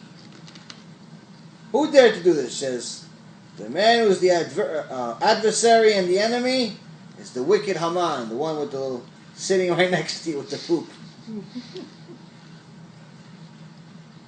ותאמר אסתר איש צר ואויב המן הרע הזה. Haman was put in a spot in a hole he can't get out of. Haman was put in the same situation as the Nachash in Bereshit.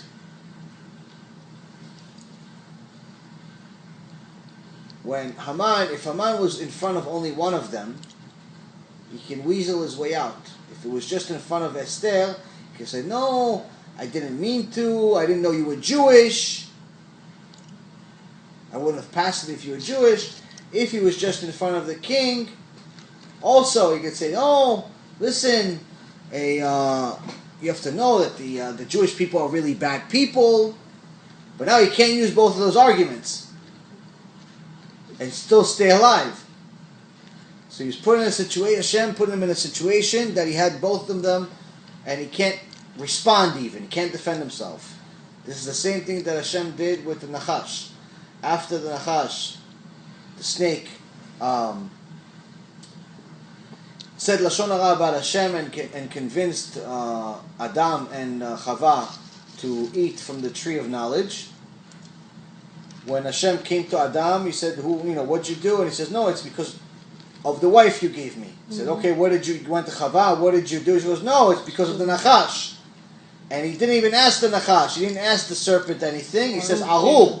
Immediately cursed him. Why? Because he knew that if he would have asked him, what did you do? He would have actually had a good excuse. Mm-hmm. You created me this way, or something like that.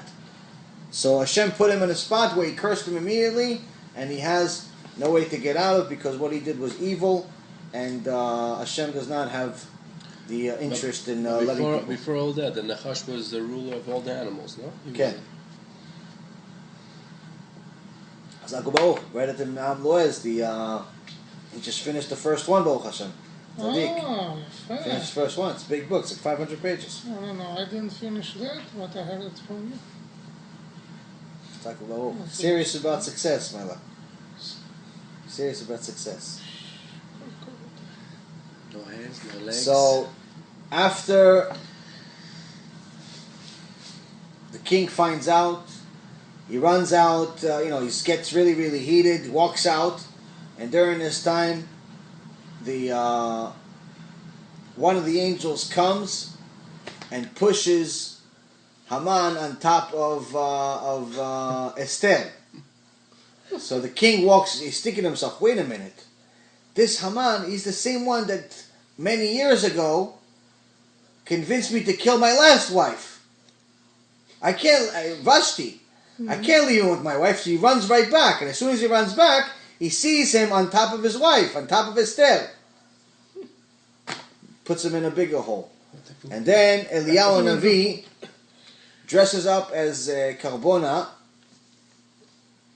Charbona is one of the chamberlains, and says to the king, Haman is making a tree to hang your friend. The one that saved your life, Mordechai? Right at the same second. Yeah, that one? Yeah, he's making a tree to hang him, your friend. So, putting him in a deeper hole. Warming him up. And the king says, go hang him there. Hang Haman there. And that's what they did. Again, we see how this whole thing, this whole story, could have never happened without Ashgacha Pratit. How so? In the beginning of the story, when Haman advised Achashverosh to change the rules of the kingdom, he told him, change the rules, just don't have any advisors. If you want to ask us, ask us. If you don't want to ask us, don't ask us. Just do what you want. You're the king. You rule 127 countries. Why? Because if you have to ask advisors, then Haman knew that later on when he wants to ask him for something, he has to convince other people too. Mm-hmm. But if it's just the king and the king can make a decision, then all I got to do is convince him of whatever I want, and it's just one-on-one. So Haman is doing it for his own interest. Mm. But as long as he has advisors, even if I'm one of those advisors, I have to convince the other 10 people, 20 people. So he convinced Achashverosh to change the law in order to make the king completely rule and dominate everything. That very same weasel move that he made was the only reason why the end of the story is as such, where as soon as the king decided to kill his number 2 guy, this is obviously usually a thing you have to talk to advisors about. He didn't talk to anybody, he killed him on the spot without asking anyone. Because Haman told him to do it that way. Right, but this shows how before we even knew that Haman was a problem, before we even knew that the entire nation of Israel had a problem, throughout the entire Megillah Esther, we see that Hashem already provided the cure before the ailment. Before we knew we were sick, He already had the medicine. And this is the major Musar that we have to learn from the entire Megillah. This is the basis of the overall story. There's a few other details after it, and obviously that we didn't cover. But overall, this is the major part of the Musar of the Megillah, that in our life today, it's very, very easy to feel alone when you're not learning Torah every day. When you're not learning Torah every day, it's very easy to get stuck in your problems. Oh, I have to wake up really early tomorrow because I have work, because I have to go to work really early, because I have to make money, and I have to make money because I have to pay the mortgage, and I have to pay the mortgage because I have to keep this house, and da-da-da-da-da, and all of these things that build up in our head, and how we are responsible for doing all of these things, and how everything else is more important than Torah. And there's no worse thing that we can do, because that feeling that we get when we're doing everything, on one end it's good because we're thinking, oh, okay, I'm getting stuff done, I'm fixing this, I'm working, I'm doing all of this stuff. But unfortunately, that feeling doesn't last, because when the check doesn't come in on time, or when we lose a little bit of money, or we don't get paid, or something like that, then we realize that all of that work we did was for nothing. Mm-hmm. On the other hand, when we know that regardless of what we do, we're going to make our best effort, but regardless of what we do, Parnasai is from Shamayim. Whatever Hashem decides to give us, that's what we're going to get. Whatever our actions dictate, that's what we're going to get. When we realize that everything is in the hands of Hashem, then the thought even that our effort to work and deal with materialism ever comes before Torah would never even go into our mind. Why? Because we know that it's coming from Him anyway, so I might as well do more of what He wants, then He'll give me Parnasai in another way. And that's the main thing that we have to understand. If we do what Hashem wants, He'll show us the medicine that He already had for us. Because the medicine already exists. How are you going to make the money that you want to make? He already has. How are you going to become healthy? He already has the cure. How are you going to solve your problems? He already has a solution before you even know you have a problem. Once you do what He wants, I'll open the closet and I'll show you exactly where it is. But unfortunately, as long as we're not doing what He wants, as long as we don't have unity, as long as we don't have love amongst each other, as long as we're not doing Ratzon Hashem, as long as we're not putting Him before money, He's not going to show us where it is. When we do, we could see the very same miracle that Am Yisrael saw in Megillah Esther every day in our life. A personalized one, just like they all got in their generation. Any questions? Everyone have an amazing Chag Sameach, Chag Purim Sameach. Have a great break on Pesach. And B'ezrat Hashem will send you some more shiurim from Israel.